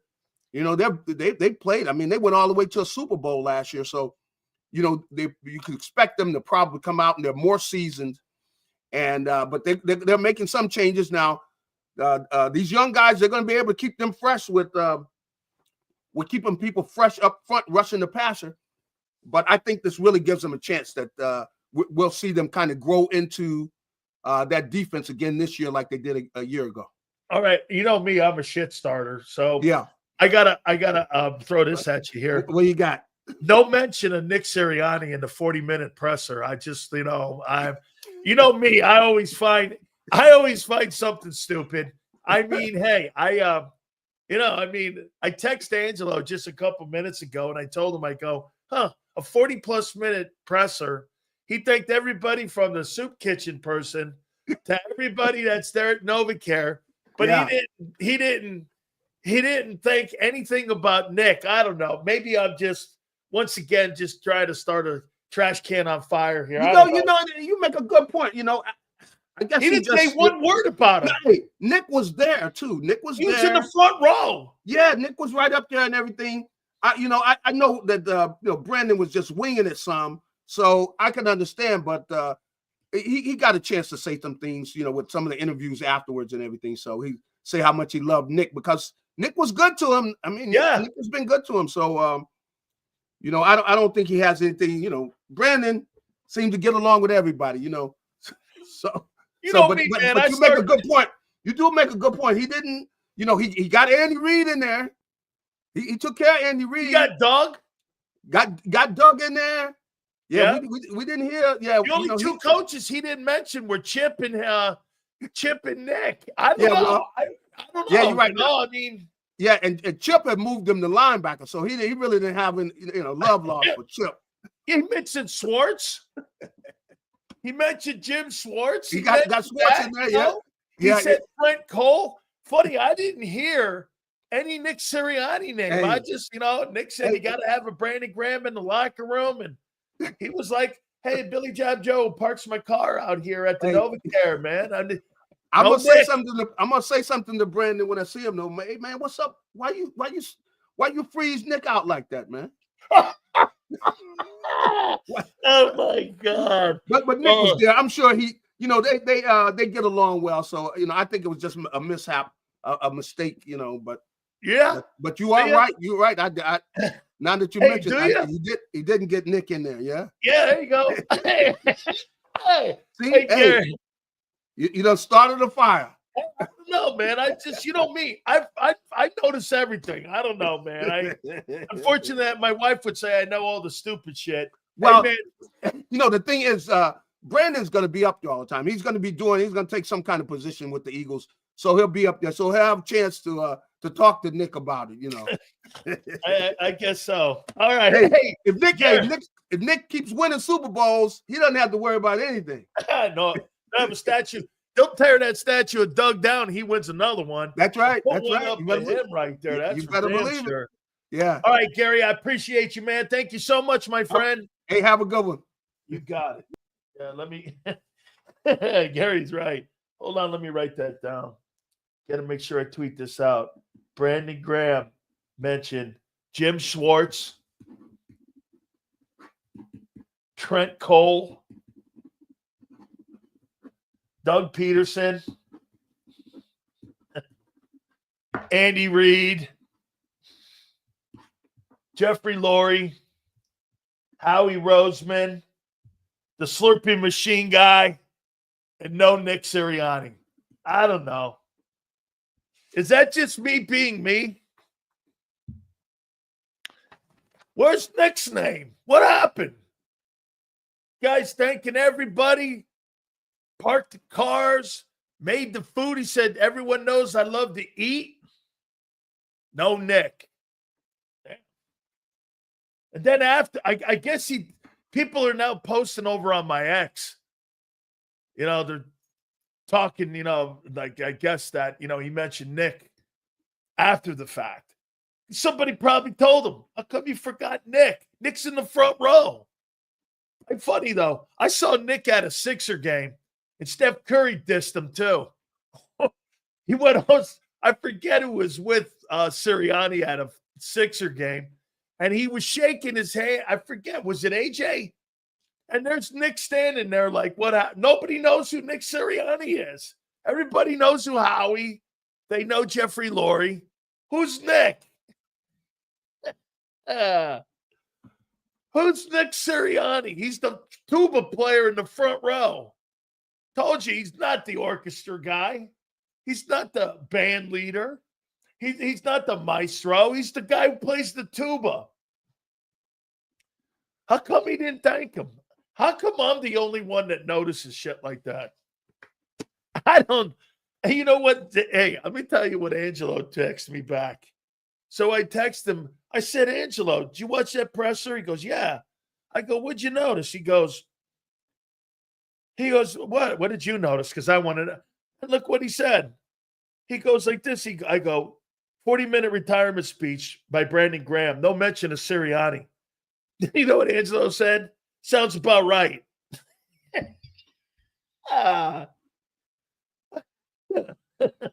Sounds about right. I don't know. Why come? Everyone thinks that I start trouble. I don't know. It was a great speech. No Nick Sirianni. I don't know. Anything to it? How come he didn't thank him? I'm a hater. Wait a minute here. How can I be a hater? I'm asking a question. How come he didn't thank the coach? He just won a Super Bowl a month and a half ago with him. He didn't say, hey, thanks, Nick. I appreciate you for keeping me on the ball team, even though I'm 35 years old. And, thanks a lot, man. It was fun playing for you. Nothing? It was just like, yeah, Doug was great. Andy was great. Jim Schwartz was great. Trent Cole was great. No mention of Nick Sirianni. Nothing. Hey, you would think in a moment like that, you remember everybody. What do you mean I'm wrong? It was a great speech. I'm not blowing it up. How come he didn't thank Nick? Hey, I want to thank everybody. I thought stuff with his wife. The speech was sensational. I just asked, you're listening, you're intent. No, I'm not, Sue. No, I'm not. I'm just Stu. All I'm asking is, how come he didn't? Hey, it could have been easy as this, Sue. Watch. Hey, Nick. Thank you very much for having me on your ball. It's a privilege to play for you. Shit, between him and Hurts, I don't know who says less about Nick Sirianni, Brandon Graham or Jalen Hurts. I got to tweet. Let me tweet this out here. I want to tweet this out right. And I'm going to tag Jacob in it. Sorry, Dan. No, I'm not. Here. How come no mention of Nick Sirianni?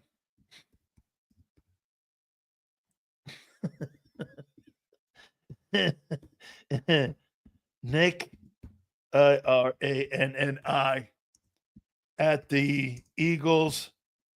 Excuse me here. Hang on. Eagles BG presser.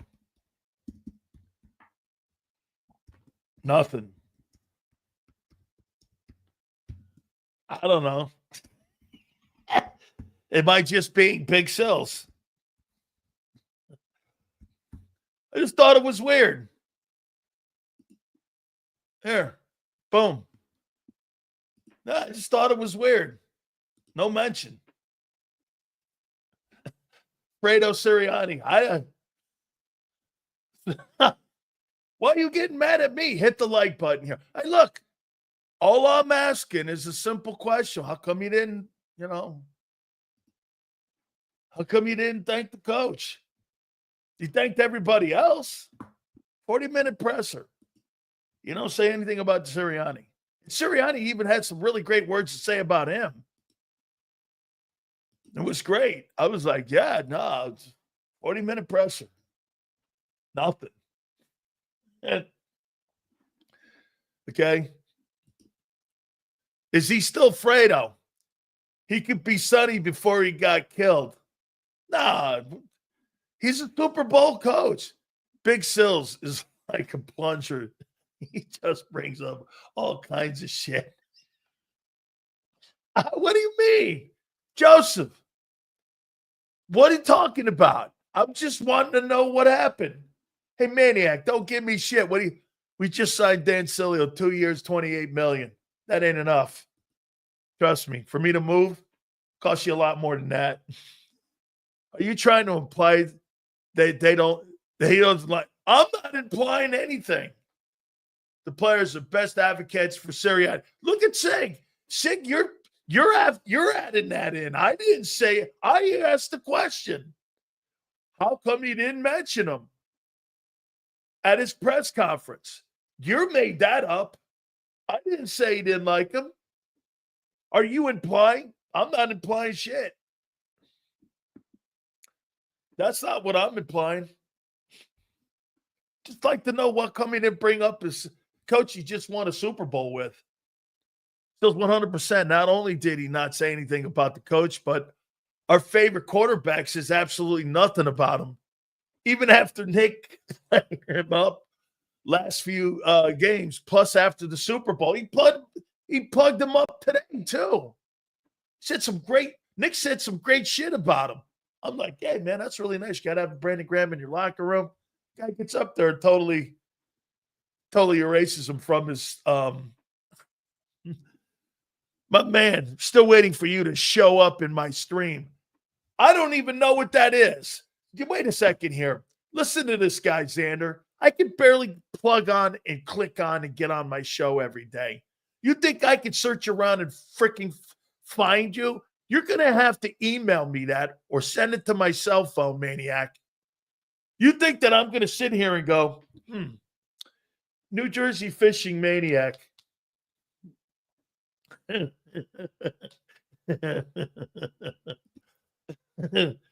Yeah.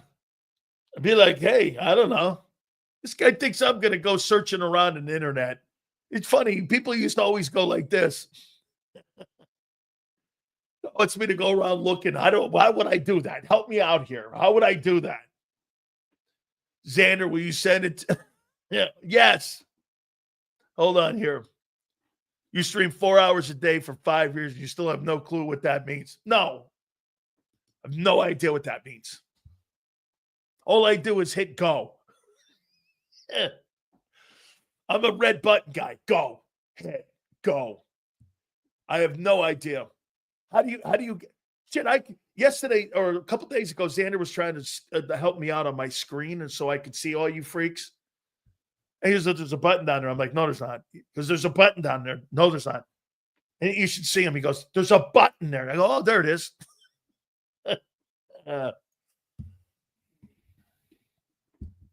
How come no one's answering? How come no Sirianni? Ugh. Hey, here, watch this. I'm going to do a speech. Hey, I'd like to thank everybody in my career. My wife, my aunt, Xander, Joe, you, the fans, everybody. I would really like to thank everybody. See how simple that is? Here's Brandon. I'd like to thank Trent Cole, Jim Schwartz, Andy Reid, Fletcher Cox. He knows what I think of him. I'd like to thank Doug Peterson. He was great. You know, my boys, Jalen Hurts and everyone on the team. I'd like to thank everyone. It's been really great playing in Philly. Awesome speech. I looked down and I'm like, no, Nick. What happened? You forgot Nick. The forgotten one. Oh, man. What happened? The forgotten one. The guy, the most irrelevant guy in the building, he forgot. There, I added that. All right. Okay, wait a minute, Sue. You don't mention people that you don't really like notice around you. Am I wrong?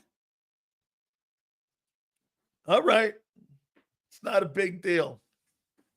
He didn't mention the head coach. I don't know.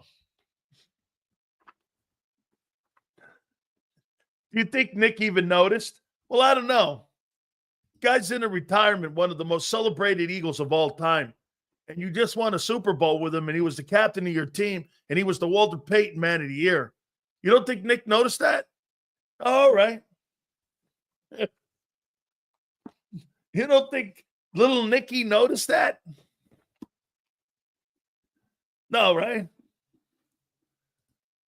Hey, Sills, Sirianni has a new assistant that the head coach now will be the play caller. Hey.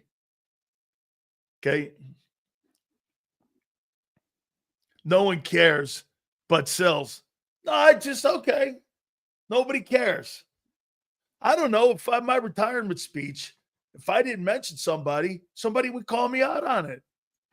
Hey, man, what about your aunt? If I don't mention my wife, if I didn't mention JAKIB, if I didn't mention those guys, I mean, don't you think somebody would notice? That's all right. It's what you do when you don't really notice somebody in the room. I'm not going to make a big deal out of it. Hey, you're right. It's probably nothing. Yeah. He mentioned Jeffrey Lurie, and Howie. Yeah, he did. Yeah. Yeah, he mentioned Lurie and Howie. Wanted to thank him. Yeah. The only guy he didn't mention was Nick. He mentioned every coach he played for. Yep. Mentioned Andy too. Andy. He mentioned Jim Schwartz. All right. He just won a Super Bowl with the guy a month and a half ago. I forgot him. That's kind of an odd omen. Hey, how about this? Would you at least give me this, Sue? That's an odd omit. No? That's an odd omit. How about that? We go there. It's an odd omen. You thank everybody in the organization. I saw him thanking a chick who made like hot dogs for him. So isn't it obvious he wanted to say one more year? And Nick told him to pound sand. If you want to come up with that narrative, that's fine with me too. Hey, you want to start some shit? That's fine with me too. Not that I'm trying to start. Look at this. People are mad at me now on my X account. I'm not just, how come people are mad at me? I got a text message from Seth Joyner. Come on, man. I'm like, hey. He goes, only you would recognize and notice that. I don't know. Maybe I'm just more plugged in. I'm like a grasshopper. I see everything. I know what's going on around me. All right. It was an awesome speech today. You know what Xander said to me? Because I brought this up to him. You're not going to piss all over the Brandon Graham presser, are you? And I go, no, I'm not. I was going to wait till the very end of the program and kind of bring it up a little bit. And I don't know. I mean, he mentioned everyone, D-Gun, all kinds of guys that he's buddies with. And old Nick, Mr. Irrelevant. Super Bowl coach, 2 NFC championships and a Super Bowl. And he don't know he's in the room. How you doing? What is that?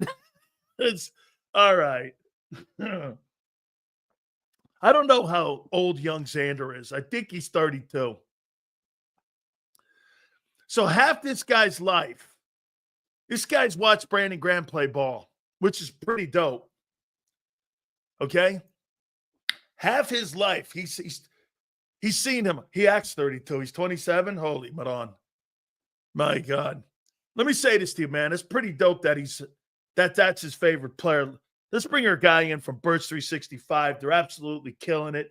He is my friend, Big Z. Xander Krause, how you doing? What's up, Big Sills? You got the big wooden spoon out today, brother. You're stirring the gravy, man, like my grandmother used to do in the kitchen. Stirring the gravy. Hey, I'm listening to a great speech, and you know what? I was like, why does that always hit me? Why do I notice stupid shit like that? And I was like, how about this? At least give it to me. It's an odd omen. I'm giving you a lot more than that. I'm giving you a lot more than the chat gave you. Wait a second. You missed the biggest part. By the way, I'm not clowning. I don't want to taint the speech with this. All right. But this is the Big Sill show. This is what you do. All right. So I get it. But he's sitting right in front of him. Right in front of him. You're telling me Brandon Graham went on a 40-minute speech looking at the coach and didn't mention him once? I mean, come on. I don't even know what to go. Where, you know what? I'm not going anywhere with it. I just thought it was it's an auto mitt. It's an auto mitt for sure. It is. I mean, he played 15 years. He's been with Nick for 5 years. A third of his career. Yeah, that's a long time. I mean, that's And a lot of his resume is through Nick. They won 2 NFC titles and a Super Bowl together. Someone said accidentally. I would wonder, but that was a scripted speech, man. That was. Yeah, he had it. He goes, I wrote some things down here. I'm like, I'm sure he'll deviate off that speech. Sure enough, man. And, hey, look at Anthony Lear. Xander, don't help him. Anthony, I'm just giving you my honest opinion. It's a little bit of a weird omission, brother. I mean, that's all. What'd you make of it? Amazing. Love him. One of my favorite players of all time. Impactful person, impactful human, impactful player. Kind of embodies the story of Philadelphia through and through. When you think about his career, has really, he's one of those guys who wasn't born here, but it almost feels like he's been here forever. He really is Mr. Philadelphia. My favorite Eagle of all time. I said that earlier on my show, and I know everybody's going to have different favorite Eagles, but I have a specific reason for why he's my favorite Eagle of all time. I mean, you can name Dahl. Everybody has their favorite Eagle. McNabb, Dahl, Randall, whoever you want it to be. Exactly. From my era, though, I was 11 years old, turning 12 soon when Brandon Graham got drafted. I vividly remember every stage of his career. And he's the one player I can say that for now. I really vividly remember it. So I love him. Did you grow into liking him? Yeah, I mean, I was super young. Like his first 4 years when he was kind of, bro, I was 11 years old. So like up to 15 years old, every athlete you love when you're that young. Absolutely. You know what I mean? You don't really hate people, or hate players. So or they don't piss you off as much when you're younger. But no, so I loved him, but I'm more like than Manny is. I'm more like the stories that you hear from the way he treats people. I've met Brandon Graham 3, 4, 5 times, several occasions. Always treats you. He's the kind of guy. That slogan of like how someone treats the janitor. He's like the epitome of like treats the janitor like the CEO. He is that guy. So I love him for that reason, but also 2 Super Bowls, also the most impactful play in Eagles history, arguably, with the strip sack on Tom Brady to get our first. So what a great Eagle, man. What a great Eagle and a great day for him. And he was playing great this year heading into that Ram. I thought he played great in the Rams game. I mean, I got to tell you, man, I thought, would you not agree earlier in the year when they started giving him more reps, you could have made the argument that of the top 3 defensive players, they were Carter, Bond, and Brandon Graham.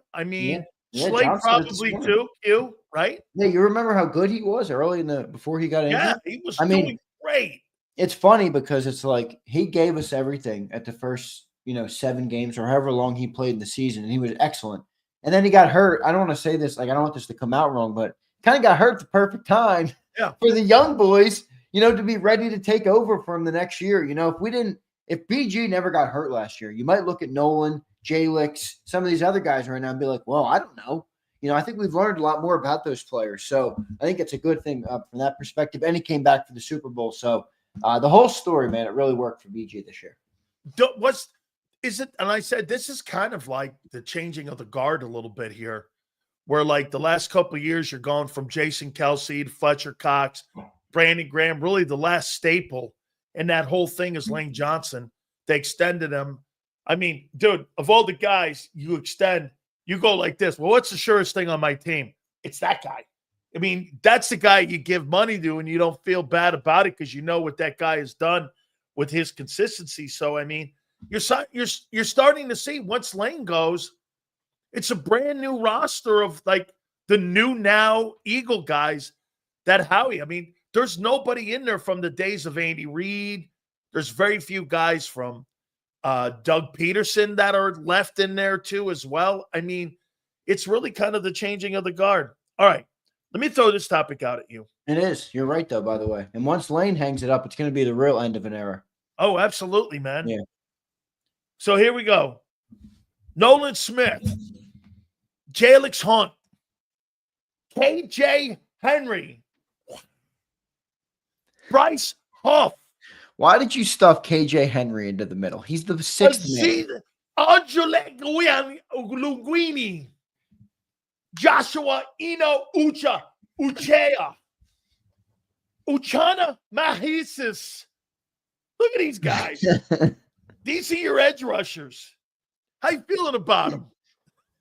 Nolan Smith better than Josh Sweat. I feel great about number 1.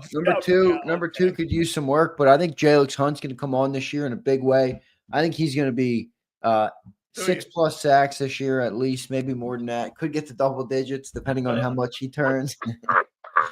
No, I really like Jalix Hunt. I really think he has a chance to break out. I'm not even kidding about that. But the rest of them, I thought.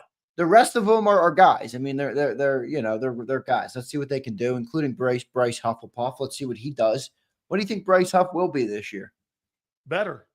He can't get worse, right? He legitimately can't get worse. Well, I would say this. He's going to get better, and I'll tell you why. He's going to get better because Vic's going to know how to use him better. I think Vic didn't know. Well, you can't put him in on 1st and 2nd down, homie.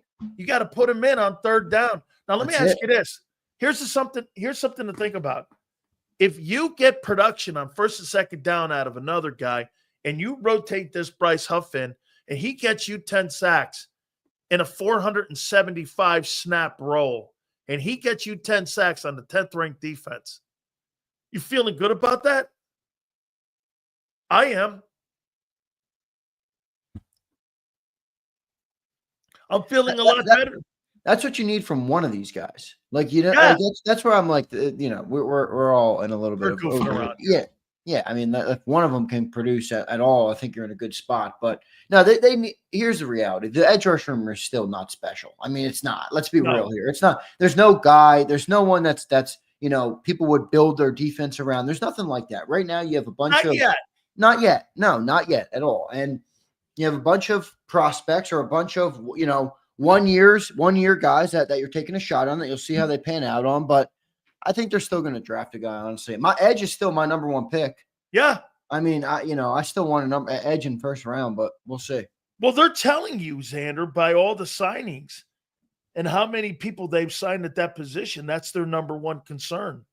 Their number one concern. You know, it's funny. People think because you signed so many guys, you think they're not going to sign an edge. Shit, man, because they signed so many edge rushers, that they got to how about this? I don't know, concern is the right word for them.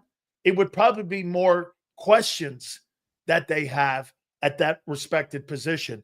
If you are in love with Nolan Smith, okay, you can't be in love with starting Jalix Hunt or Bryce Huff. No, yeah, you're not in love with that. At that other edge. To me, Xander, I want a guy who's about 6'5". Now, let me ask you this. Would you rather start one of these guys or a rookie who's going to be taken at 32? Who do you feel more comfortable with? Well, it depends. Depends how the board falls. Like 32 is no guarantee you're going to get. I mean, I've seen like 8 edge rushers go. Like you could lose a lot of edge rushers. How many edge rushers are projected to go in the first round right now? Like I'd have to go and look. 7. Let me look up Daniel Jeremiah. He just released his mock draft 3.0, and newsflash, he had the Eagles drafting Shamar Stewart in that. Yeah, so you know he's got 1, 2. I'm telling you, dude, there's so many edges that are going to go in this draft because it's a needed position and it's a paid position. Yep. 3, 4, 5, 6 edge rushers going in the first round. So if you can get if you can get one of those, I'd feel pretty good. I'd feel pretty good about that. But still, would you rather have the number 2 defensive tackle in the draft or the number 7 edge rusher in the draft? I don't know. It depends on who you like better, you know, how the board falls. But it's going to be interesting to see what they do in round 1 with some of the losses. I wrote these. I was going to do it. I'll do it right now here. Here's the 9 guys. You know, I go from about 15 down to 9. I get down to 6. And then prior to the draft, I kind of have 3 dudes. Then I'd land on 1 prior to the draft. So I was talking before we had Gary come up. I got 3 positions, DT, edge, OT, that I think they go at 32. I got Walter Nolan, Ole Miss. I got Derek Harmon, Oregon. These are defensive tackles. And I got Kenneth Grant from Michigan. The Michigan guy kind of worries me a little because if he's anything like Mozzie, and he kind of looks a little like him at times, he's a little more active and he's bigger and he's quicker, which is big. I actually like that Oregon kid also too, that Derek Harmon, and like Walter Nolan because he played at Ole Miss and he was a force at Ole Miss. So, yeah, I love Walter Nolan and I love that Derek Harmon. I'm not as sold on Kenneth Grant. Me too. I don't know why, because I saw him kind of evaporate last year. The year before, I thought he was better. Edge rush. The kid from BC, how do you say his name? Donovan, what's his name? Izaraku. Izaraku? Yeah, Izaraku. I watched some tape on him. Yeah. If he falls, I don't think he's gonna fall, but we'll see. He'll probably be around 15. Yeah, I could see him going top 20, yeah. How about James Pierce if he rolls down there because of the quarterbacks? I think that would be a guy I'd like. 6'5", 245. Yeah, so he's a little undersized in terms of weight, but he's got speed, and that's that Vic Fangio mold. Put that on though. Yeah, you can put that on. So that Vic Fangio mold too. I don't know. And the latest mock, and I like Daniel Jeremiah because he's kind of a former front office guy, so he typically Yeah. has a from pretty good gauge on it. He doesn't even have James Pierce in round one, in his latest mock. So James Pierce might be a guy that falls down. If he goes into 2, I'm trading out and grabbing him. Yeah, I'd probably sit there and take him at 32. Why trade back? Because I might get another first rounder next year, trading out with a team that needs a pick down there at 32.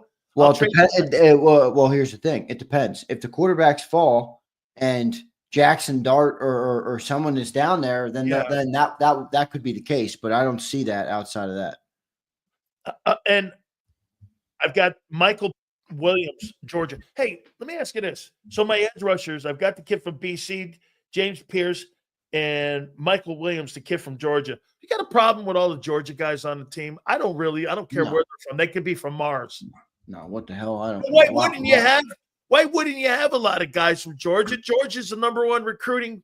Yeah, I mean, Georgia's a great football school, man. That's a great program. Kirby Smart's done an excellent job. I don't care what you think of the dude. He's not my favorite in terms of personality, but dude, look at what he's done. I mean, come on, that program is one of the best programs in college football, and it's being more and more proven every single year when Georgia players are playing well in the NFL, playing well at the next level. So, I mean, look at Jalen Carter, an All-Pro last year. Nolan Smith is emerging. I mean, I think that doesn't bother me at all. But I will say this. Think about this. You could have Nolan Smith, Jalen Carter, Jordan Davis, and Azeez Ojulari there. All 4 defensive linemen could be from Georgia. And then draft Michael Williams, and they all played together. Yeah, right. Exactly. With N'Kobe Dean at linebacker and Keely Ringo in corner, man, you got Georgia boys everywhere. And you know what? Like I said, I mean, how many games have they lost in the last 5 years? 3? Not many. I mean, they have not lost a ton of ball games back there. So, I mean, why wouldn't you go with the guys with the best program in the country? I mean, the last 5 years, that program couldn't have lost more than 5 ball games, 3-4 games, so 5 games. I know they lost to Alabama once, so count it for there. Offensive tackle. I got Josh Simmons, Ohio State. I got to reach here. Charles Grant, the kid from William & Mary, who supposedly is the strongest guy and the fastest guy and one of the best metric guys that they have in the draft. And then Kelvin Banks from Texas. Do you think they're going to go DT, edge, or OT at 32 if they don't move? I do. I think maybe the secondary has come into play with the losses and with some of the changes there, but I have a hard time believing they're going to go down that road. I really do. I know people like the Eminwari and they like some of those other dudes, but I don't think they're going to go that route. I would say defensive line. Anywhere on the defensive line is I'm putting an 80% chance they're going defensive line in my opinion. And then I would say offensive tackle, but especially now with the departure of Mekhi Becton. But the other thing is, you never know what their plan is. Like they might have a plan for a guy there or somebody on the open market or something to bring offensive linemen in. We have had major success with turning guys into better than they were supposed to be on that line. So, even Landon Dickerson was supposed to be a center. We turned him into an unreal guard. You got Mailata, obviously. You got Becton. Steen is still in the wings. You still have that Michigan guy. What's that guy's name? Trevor Keegan. He's still there. And then Kenyon Green. So you got a lot of bodies. Now it depends how you feel about those bodies, but I don't know. I'm not sold they'd go offensive lineman because of that reason. Do you believe that Vic Fangio this year has more questions or less questions than he did a year ago when he made the number 1 defense? And like what Sue said, to expand on that, can he do it again? Yeah, it's going to be harder to do it again here, I think. But it was hard last year too. You remember, man, we were going into that season. All of us were like, if they can be top 15, if they can be top 15, like we did not expect this, and we came into the year and it started off a little bit shaky, but, I think do you have more questions than last year or less?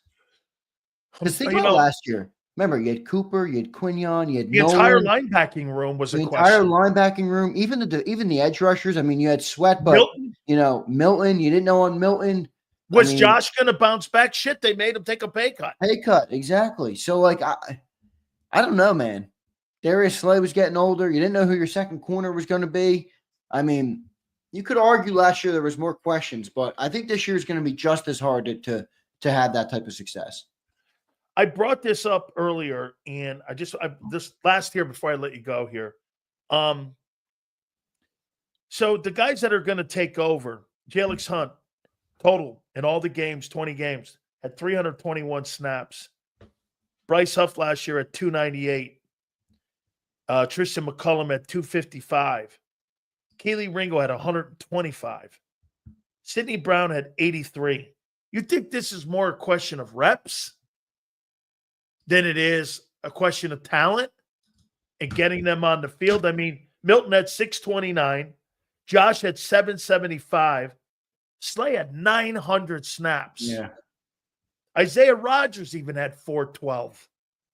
Gardner Johnson, dude, 1,119 snaps he had. That is, and you're asking a guy with 255 snaps to take his role. That's a lot of question. Even Brandon had 311. Yeah. So, I mean, do you think it's just a lack of reps? Yeah, I mean, that doesn't mean that It doesn't mean they're not good. No, it doesn't. No, but it also doesn't mean that just because they haven't been out there doesn't mean they're going to seize the moment and be as good as everybody hopes that they're going to be. I mean, there's certainly question marks there. You look at Sidney Brown, Tristan McCollum. I don't know who's going to play there. It's going to be Sidney Brown. I'm just telling you from the inside track. I mean, that's who the organization wants it to be, and they're going to give him every chance to win that job over guys like Tristan McCollum. So, I don't know. You're not wrong. I mean, that's a lot of uncertainty for sure. I mean, how about that? CJ Gardner-Johnson, what do you have? Almost 1,200 snaps? That's crazy, man. That's a lot of freaking snaps in a football season. 1,119 snaps. Yeah, so 1,100 plus. That's pretty wild. Sills, we talked about this before. That whole corner of that defensive secondary, right? Slay's gone and CJ Gardner-Johnson's gone. So, you got to replace that, or else good quarterbacks will try and pick that apart. But I don't know. People are trying to convince me on this Sidney Brown dude. I'm starting to feel it. I'm starting to see it a little bit, what people are seeing in him, but I don't know.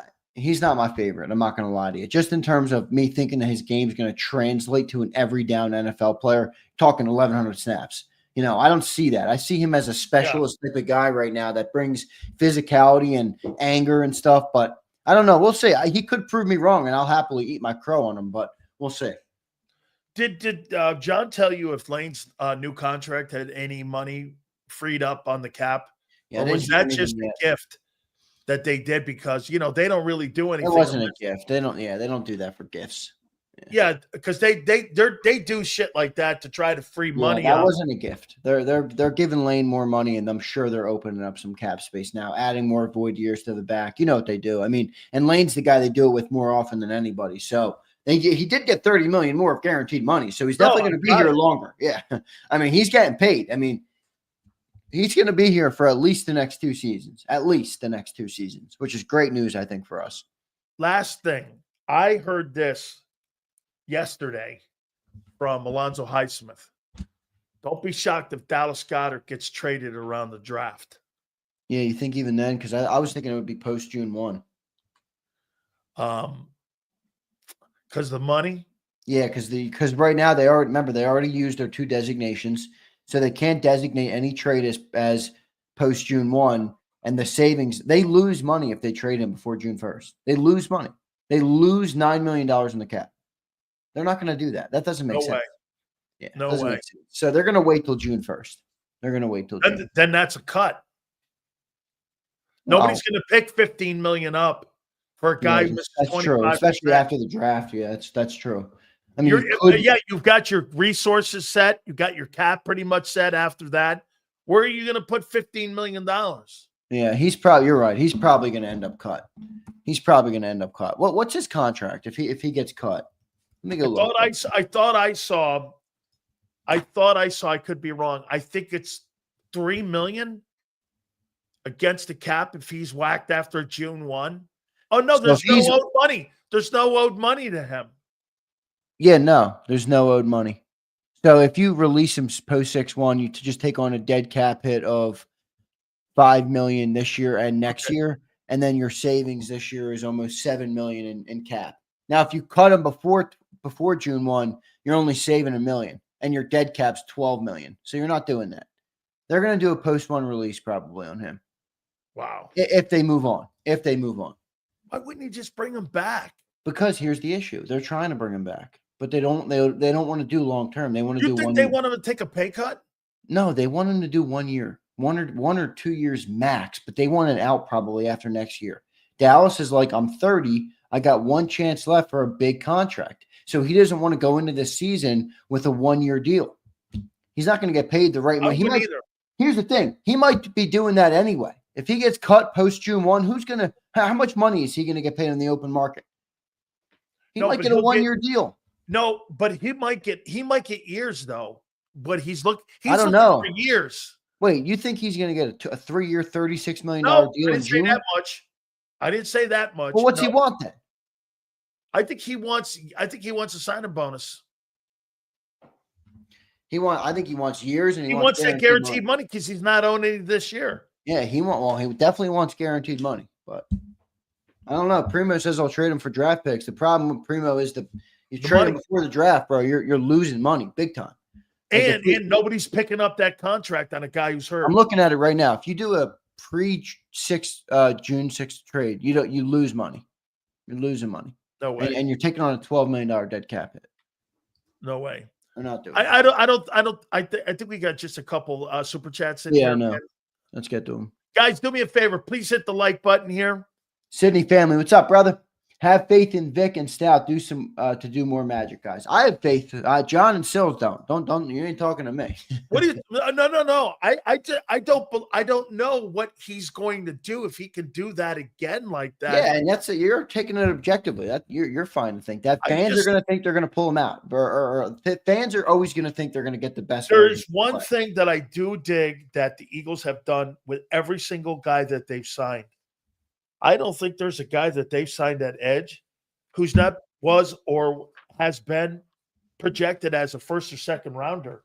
Every single one of these guys were high prospects, weren't they, at other organizations? And I'm supposed to believe the Giants know what they're doing.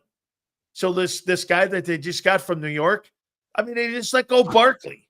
How do I know that they're still being stupid up there? I mean, the New York Giants are a train wreck.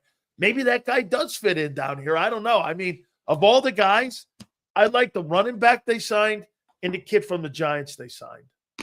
Azeez, yeah. Yeah. Those are the two guys I see something. I like Uche a little bit more than you do. I know you're having fun with him, but I do like him, actually. Mad Dio says BG thanked him before the press conference. All right, Dio. Everybody wants to spin that sucker. Blaine Miner, Sill's my favorite troublemaker. Love you, brother. Hey, I'm just saying, I mean, of all the things, like if I was going to give like a eulogy at something, and I'm going to sit there and I go, hey, I really like to thank everybody, and I forget my old lady. I don't know. You know, somebody might go, hey, didn't mention his old lady. How come he didn't mention his old lady? He didn't have a problem. What do you have a problem with her? I mean, maybe that's my Italian in me. Everybody, there he is sitting there like the Mona Lisa right in front of him, and he doesn't say anything. There's Nick Sirianni. I want to thank the cookie guy, the food guy. I want to thank the parking lot attendant. Hey, Big Dom. He mentioned Big Dom. Big Dom, Howie, Jeffrey. There's Nick right there. No, Nick. I don't know. You tell me. Sitting right next to him. That makes sense. The only guy, hey, Mr. Irrelevant.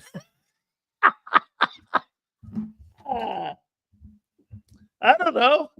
Shit. You know me, Xander. I said things just pop up. I see everyone goes. I don't think you're wrong on this. It's a little odd. I mean, I'm still, are we sure he didn't mention Nick? He didn't. I listened to it again. You're sure? Yeah.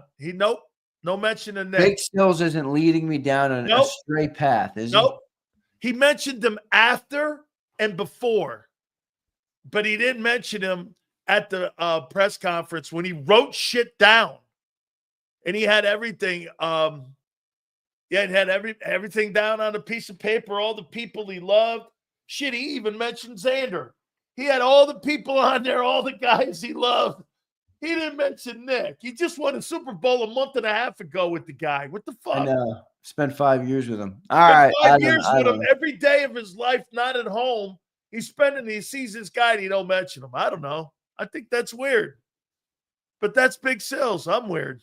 There you go. Yeah, no doubt. We're all weird, brother. That's what makes the world go round. All right, that's all of them. We got the all right, man. I appreciate you. Hey, Xander, keep kicking ass down there, man. I mean, you guys are doing a great job, man. Thank you so much, brother. Thank you, brother. I appreciate you, Sills. Thanks, everybody. Hit that like button on your way out. You got it. That is Xander Krause. Make sure you check him out with John McMullen each and every single day in the mornings there with Birds 365. Hey, guys, I want to turn you on to our friends at BetUS. Guy, the NCAA tournament is here, and what a great vehicle for you to use is our friends at BetUS with the YouTube 150. Sign-up bonuses up to $2K. Your second and third are 125%. If you're into crypto, that is 200%. Man, we're so proud to have them part of the program and part of the network. Go to betus.com.pa. That's betus.com.pa. Fastest payouts in the business. 24/7 personalized service, 365 days of the year. Live wagering on all major games. Go to betus.com.pa. That's betus.com.pa. Do me a favor. You tell them Big Sill sent you. This is Eric. When he got injured in a car accident, he called Morgan & Morgan. He not only gets a lawyer, he gets trial lawyers like Sam and Jessica, who are in it to win it. He gets his own investigators with briefcases, leather ones. And if you ever have questions, our customer service folks keep things rolling. Injured? We're your army. Morgan & Morgan, America's largest injury law firm. Ignite your nights with free live entertainment daily, only at Live Casino and Hotel Philadelphia's Center Bar. 7 days a week, enjoy some of the region's top party bands, performers, and DJs as they take the stage in the heart of the casino action. Great cocktails, live music, and lively moments. It's all happening at Center Bar at Live Casino and Hotel Philadelphia. Visit livecasinophilly.com for more details and the complete list of upcoming events. Must be 21 or older. Gambling problem? Call 1-800-GAMBLER.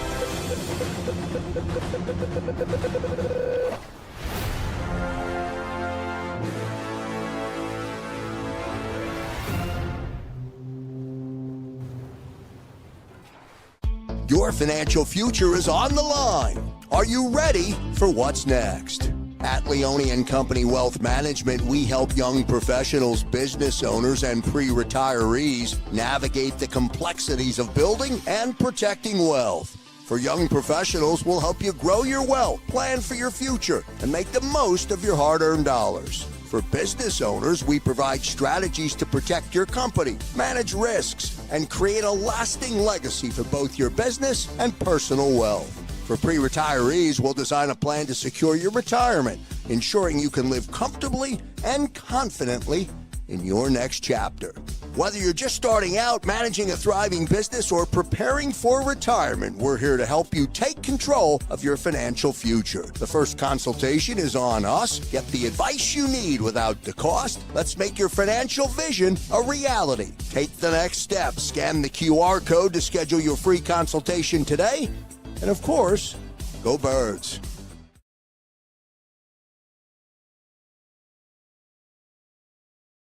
In our hometown, we all look out for each other. We step up to keep our communities going strong. And at Independence Blue Cross, we're here to keep you going strong as the #1 health insurer in the region. No IBX is always looking out for you. EAGLES. Eagles.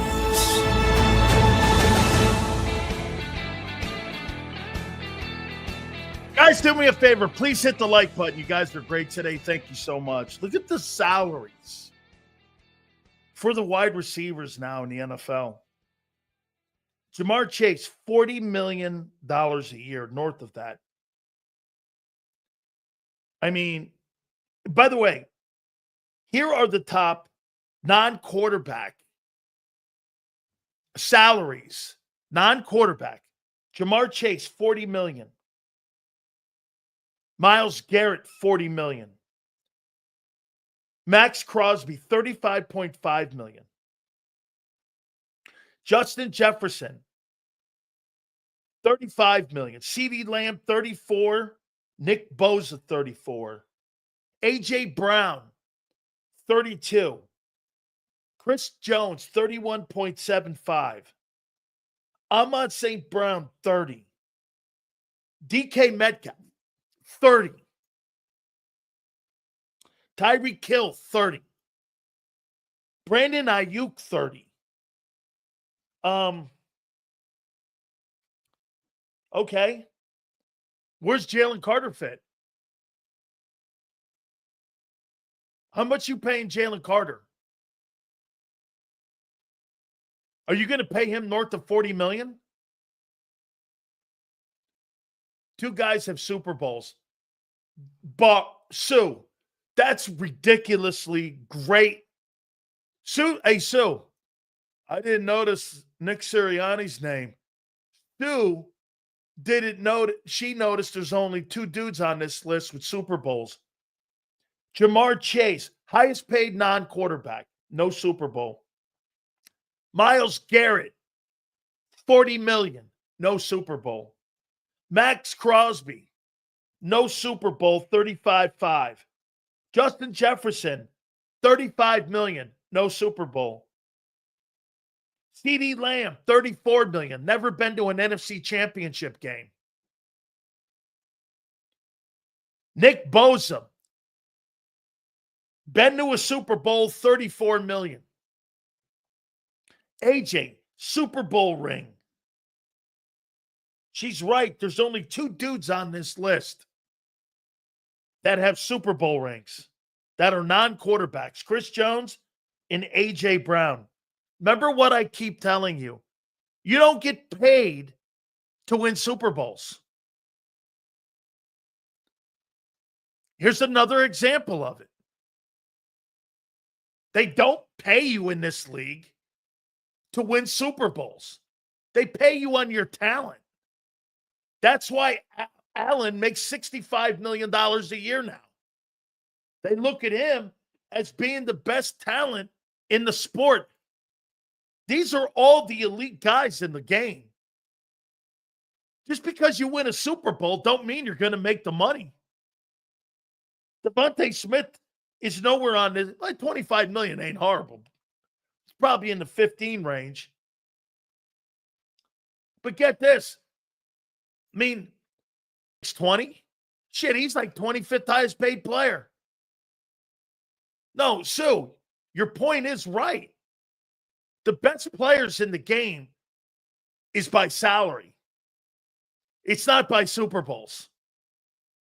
I've been trying to tell you that. Well, Sue, that's the point I've been trying to make to you guys. Just because you win a Super Bowl, that's not how the league sees you. They see you how they pay you. You could have 3 Super Bowl rings. It's irrelevant. Get this. So check this out. Myles Garrett making $40 million. He's never been to a conference championship game in his entire career. And he's going to go to the Hall of Fame. He's the second highest paid, or he's actually tied for the highest paid player in the league non-quarterback. So when you're talking about like guys like Hurts and some of the other players, you're paid by your salary dictates how they see you in this league. Not by how many rings you have. That's a media thing, and that's for us to look at. The highest paid players in the game. Those are the players that they look at. And look at Justin Jefferson. The highest paid wide receivers in the sport are Jefferson and Jamar Chase. And none of them have been to a conference title game, let alone a Super Bowl. Why? Wouldn't you put AJ and Travis Kelce up there? No. Travis Kelce's not up there because Travis Kelce's 35 years old or 36 years old. He's not going to get that money. Get this. Hey, look at this here. Jalen Hurts is a winner. Josh Allen makes more.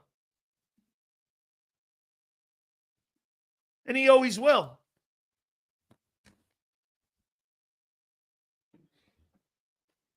And he always will make more.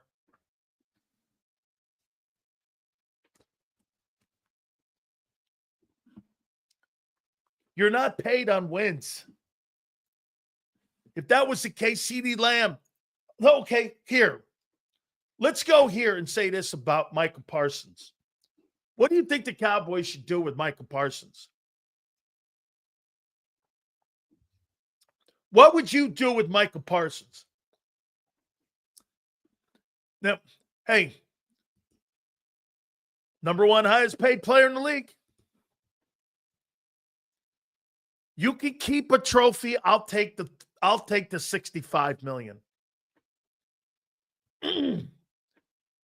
I can only pawn the trophy. What should you do with Michael Parsons? I put a poll question up on my Twitter page, on my X account, and I threw that out there to him, and I threw that out there to folks. What should you do with him? And I said, should you trade him, extend him, wait? Not sure. Majority of the people said trade him. And I wrote this. If you're the Cowboys owner, Jerry Jones, are you really going to pay Michael Parsons north of $40 million a year for a guy who never plays the run and has had very little impact on a top 10 NFL defense?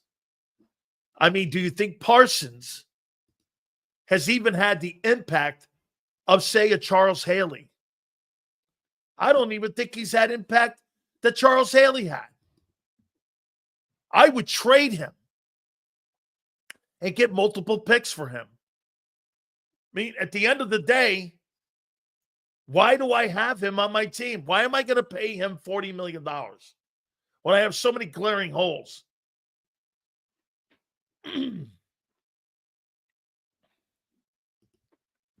Sills, the team currently pays their offense the most. In 3 years, that's shifting to defense.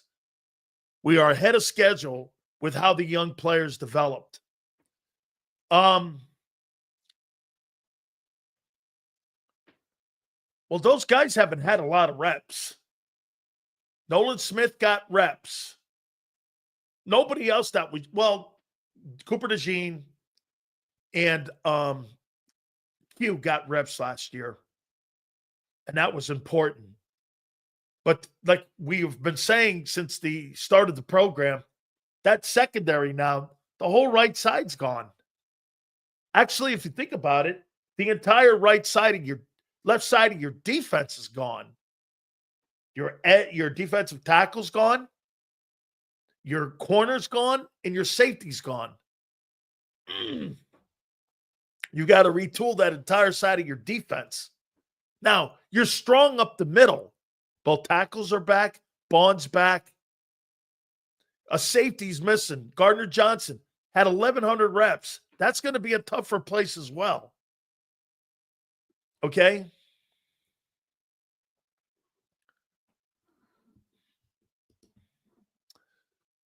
He likes to talk on his podcast instead of working on his craft and watching film. Trade his ass. I don't give a F about the guy.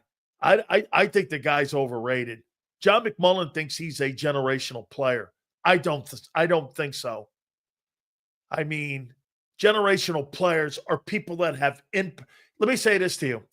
Jalen Carter has had more impact on the league and on his defense than what Micah Parsons has had in Dallas in his time since he's been a member of the Cowboys. Micah Parsons is not a generational player. I'll give you generational players. In the last 25 years, generational players, Mahomes, Aaron Donald.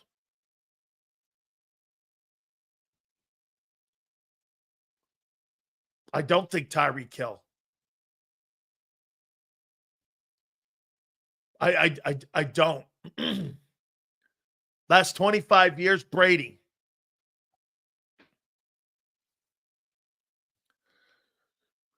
Julius Peppers.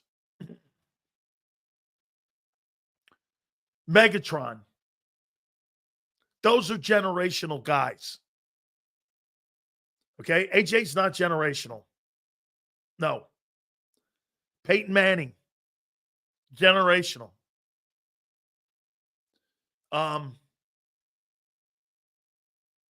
Shit, the Patriots, have they ever had? Gronkowski is a generational player. That's generational. Guys like Micah Parsons, what has he done? Is he even one of the best Cowboys ever? Travis Kelce, that's a generational player. Adrian Peterson, absolutely. Micah Parsons brings nothing to the table. There are people who believe he is. He doesn't want to play the run, and he's had no impact. And the Cowboys, let me tell you this to you. If you're the Eagles, you're praying they pay him $42 million. You pray they're paying him. Jalen Carter has had more impact in his short time than what Micah Parsons has. When I watch Jalen Carter play, I say this, wow, is that a really good ball player? When I look at Micah Parsons, it depends who he's playing against. Lane Johnson destroys him. Say it with me. Jera, Pay, and Micah.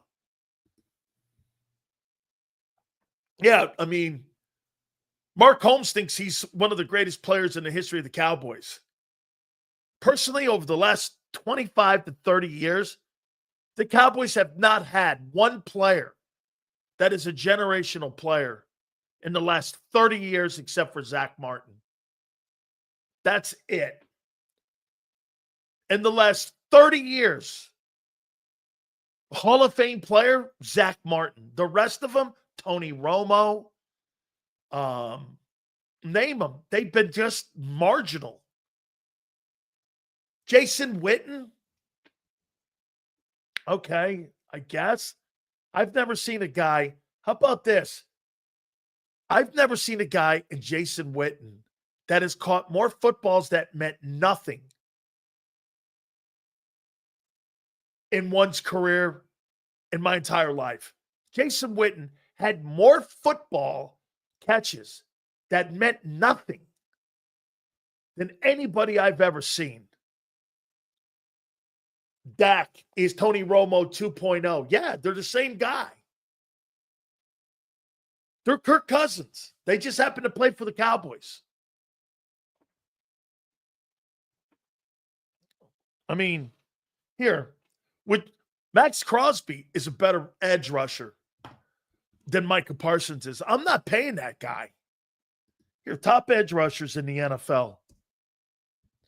Dude, would it shock you if Nolan Smith had a better career than that guy? I mean, right?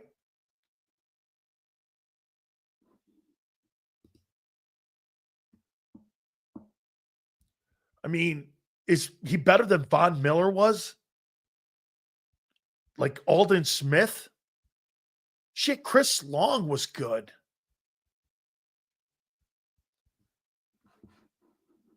I'm not paying that guy that money. I got asked that question by a guy in Dallas yesterday. And they asked me, they go, hey, do you think, would you pay Micah Parsons north of $40 million? And I'm like, I'm not paying that guy north of that.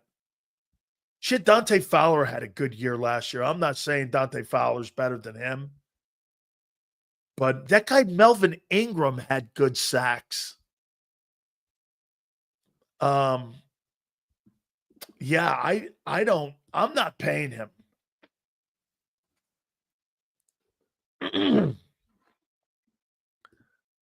Dak Prescott's the highest paid quarterback in NFL history. Actually, that's now Zach or Jason or Josh Allen, excuse me. But he's a $60 million guy. Number 11 for Dallas, the next LT. Yeah. He's the next LT. 3-time Defensive Player of the Year and a guy who revolutionized the position. Michael Parsons has a position in the NFL because Lawrence Taylor created one. There was no edge rushers before Lawrence Taylor got in the league. He made that position. Mike Evans is one of the most underrated players in the history of the NFL. He'll go down as one of the most underrated that's ever played the game. You look up and that guy's got 11 straight years of 1,000 yards receiving is insane. I mean, just an absolutely phenomenal football player. Just great. Okay. Oh, yeah, forgot Josh just got paid. Crazy that Trevor Lawrence is paid more than Jalen. No. Forrest. Patrick Mahomes is the 12th highest paid quarterback in the NFL. Jalen makes more than Mahomes. And he's got 3 rings. I mean, that he's next up to be paid. That's a good question, too. When do you think they address Jalen? Or will they? You know, I had somebody say this to me as well. They go, Sills, do you think they're going to address Jalen Hurts' contract this offseason? I go, no. The idea of getting ahead of the contract is so they don't have to keep addressing it. I mean, they still got 3 more years on this thing. Why would they give him more money? Now, they may adjust the contract so that he gets more of a payout. By the way, remember this. Patrick Mahomes may not get more money, but you know what the Chiefs do? They give him more payout money of his contract, of his $500 million contract he signed. So he gets more payout.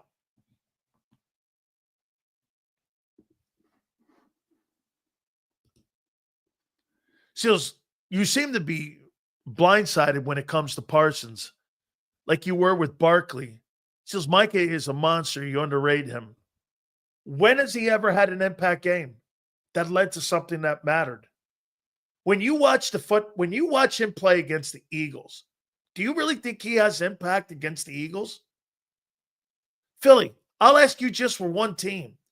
When Micah Parsons is lined up against an elite player like Mulata or Lane Johnson, how does he do against the Cowboys? How does he do against those players in Philly?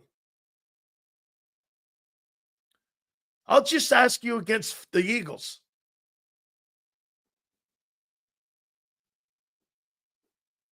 How does he do against them? I mean, how does when you watch him play, I don't see him ever in an Eagle game. I never see him. Micah on the Eagles would be unstoppable.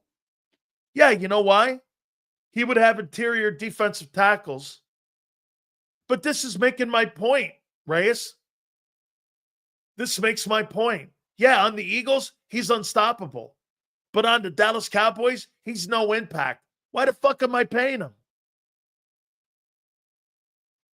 Wouldn't you rather have the Eagle defense of a year ago with no superstar edge rushers? Or would you rather pay $40 million for one edge and have holes everywhere? That's why the Cowboys are the Cowboys. Their defense a year ago had Parsons and he didn't do shit with it. Why? Because they don't have a complete defense. They can't stop the run. That's been a problem for 4 years since Mike Nolan was there. Yeah, well, one thing about the Browns 2 years ago had the number 1 ranked defense in the league, and they did make it to the playoffs. At least Myles Garrett helped that defense, and Myles Garrett has had more of an impact in Cleveland in helping his team win than Parsons ever has. I am not paying that guy. Lane Johnson destroys him. All right. A little more here on Brandon Graham. Regular season, I heard Xander say something about he's got over 80 sacks, counting the postseason. But all-time Eagles, Reggie's got 124. Trent Cole's got 85 and a half sacks. Clyde Simmons is third with 76. And Brandon Graham's got 73. Fletcher Cox has got 70. If I were to say between Fletcher Cox and Brandon Graham, who's got a better shot at making it Canton, it's Fletcher. Brandon Graham, 2009 Big Ten Player of the Year when he was at Michigan. He's 5th all-time in Eagle sacks. He's a 2-time Super Bowl champion, former Pro Bowler, 3 NFC titles, first-round pick, 13th overall. He doesn't have enough Pro Bowls. I think he's got 1, and he's got 1 second-team All-Pro team. That's just not enough. It's not going to get him. Most people have at least 6 or north of 6. A Player of the Year, a decade. He's an all-decade player.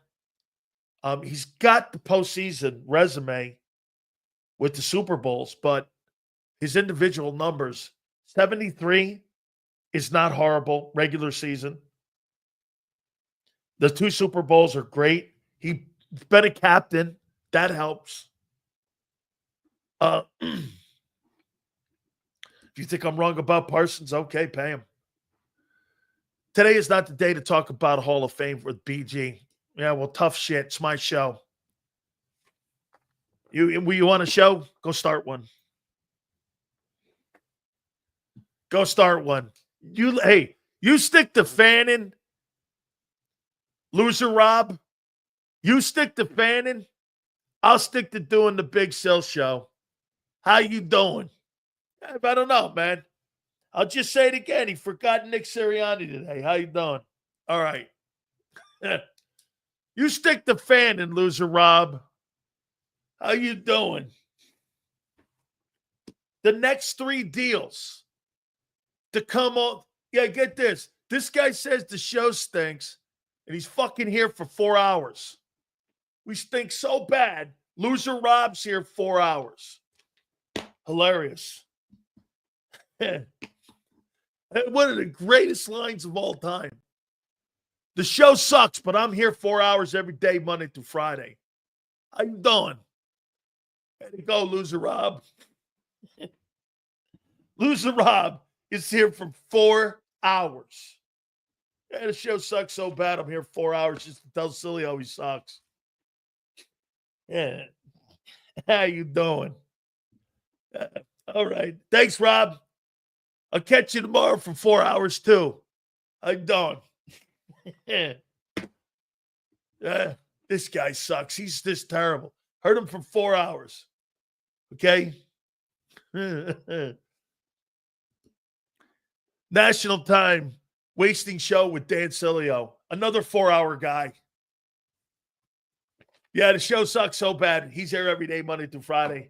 4 hours. He spends 20 hours of his life with me. Thank you, M. Reyes. I love you. Show stinks. I get it. I got him. Yeah. Hey, you know what I'll do? As soon as the show's over, Rob, I won't even remember I spoke to you. Just so you know. Xander knows this. I won't even remember that I even said a word to you. I know M. Reyes. I'll remember him. You, I will not. I'll get about 3 Coronas in. I'll be ready to rock and go, what was that fucker's name? Yeah.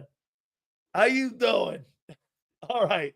Hey, don't forget my great friends at Morgan & Morgan. Please check out our friends Again, the number one injury law firm in America with over $20 billion recovered for their clients.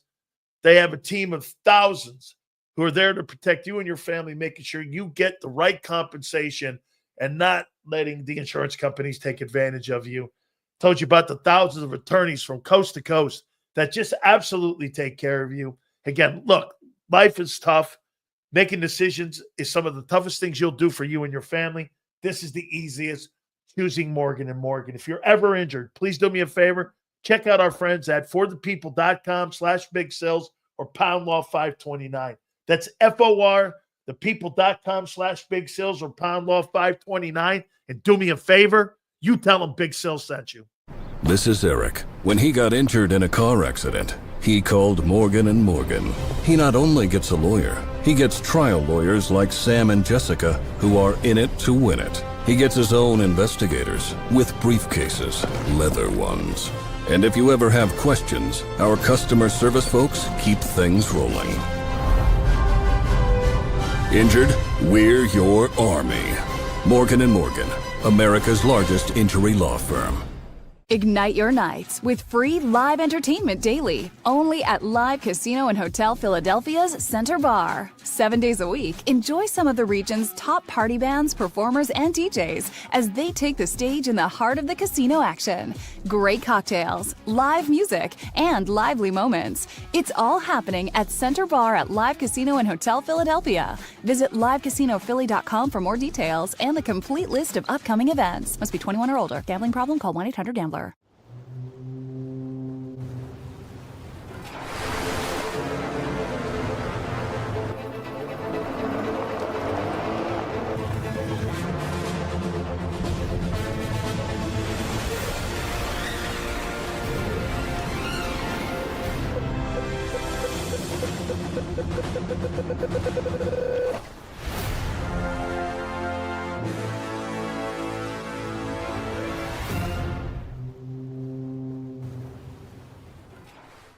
Your financial future is on the line.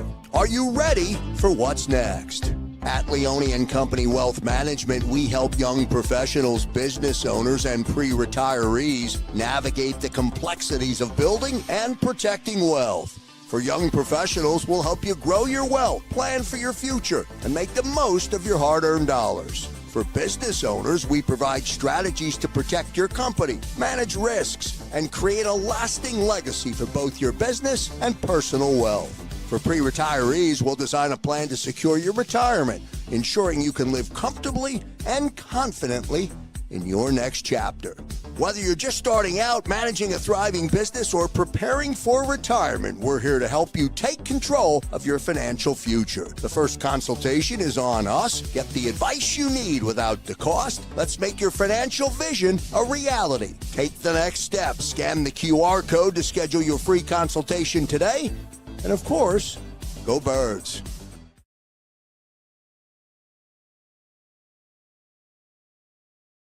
In our hometown, we all look out for each other. We step up to keep our communities going strong. And at Independence Blue Cross, we're here to keep you going strong as the #1 health insurer in the region. No IBX is always looking out for you. EAGLES. Eagles.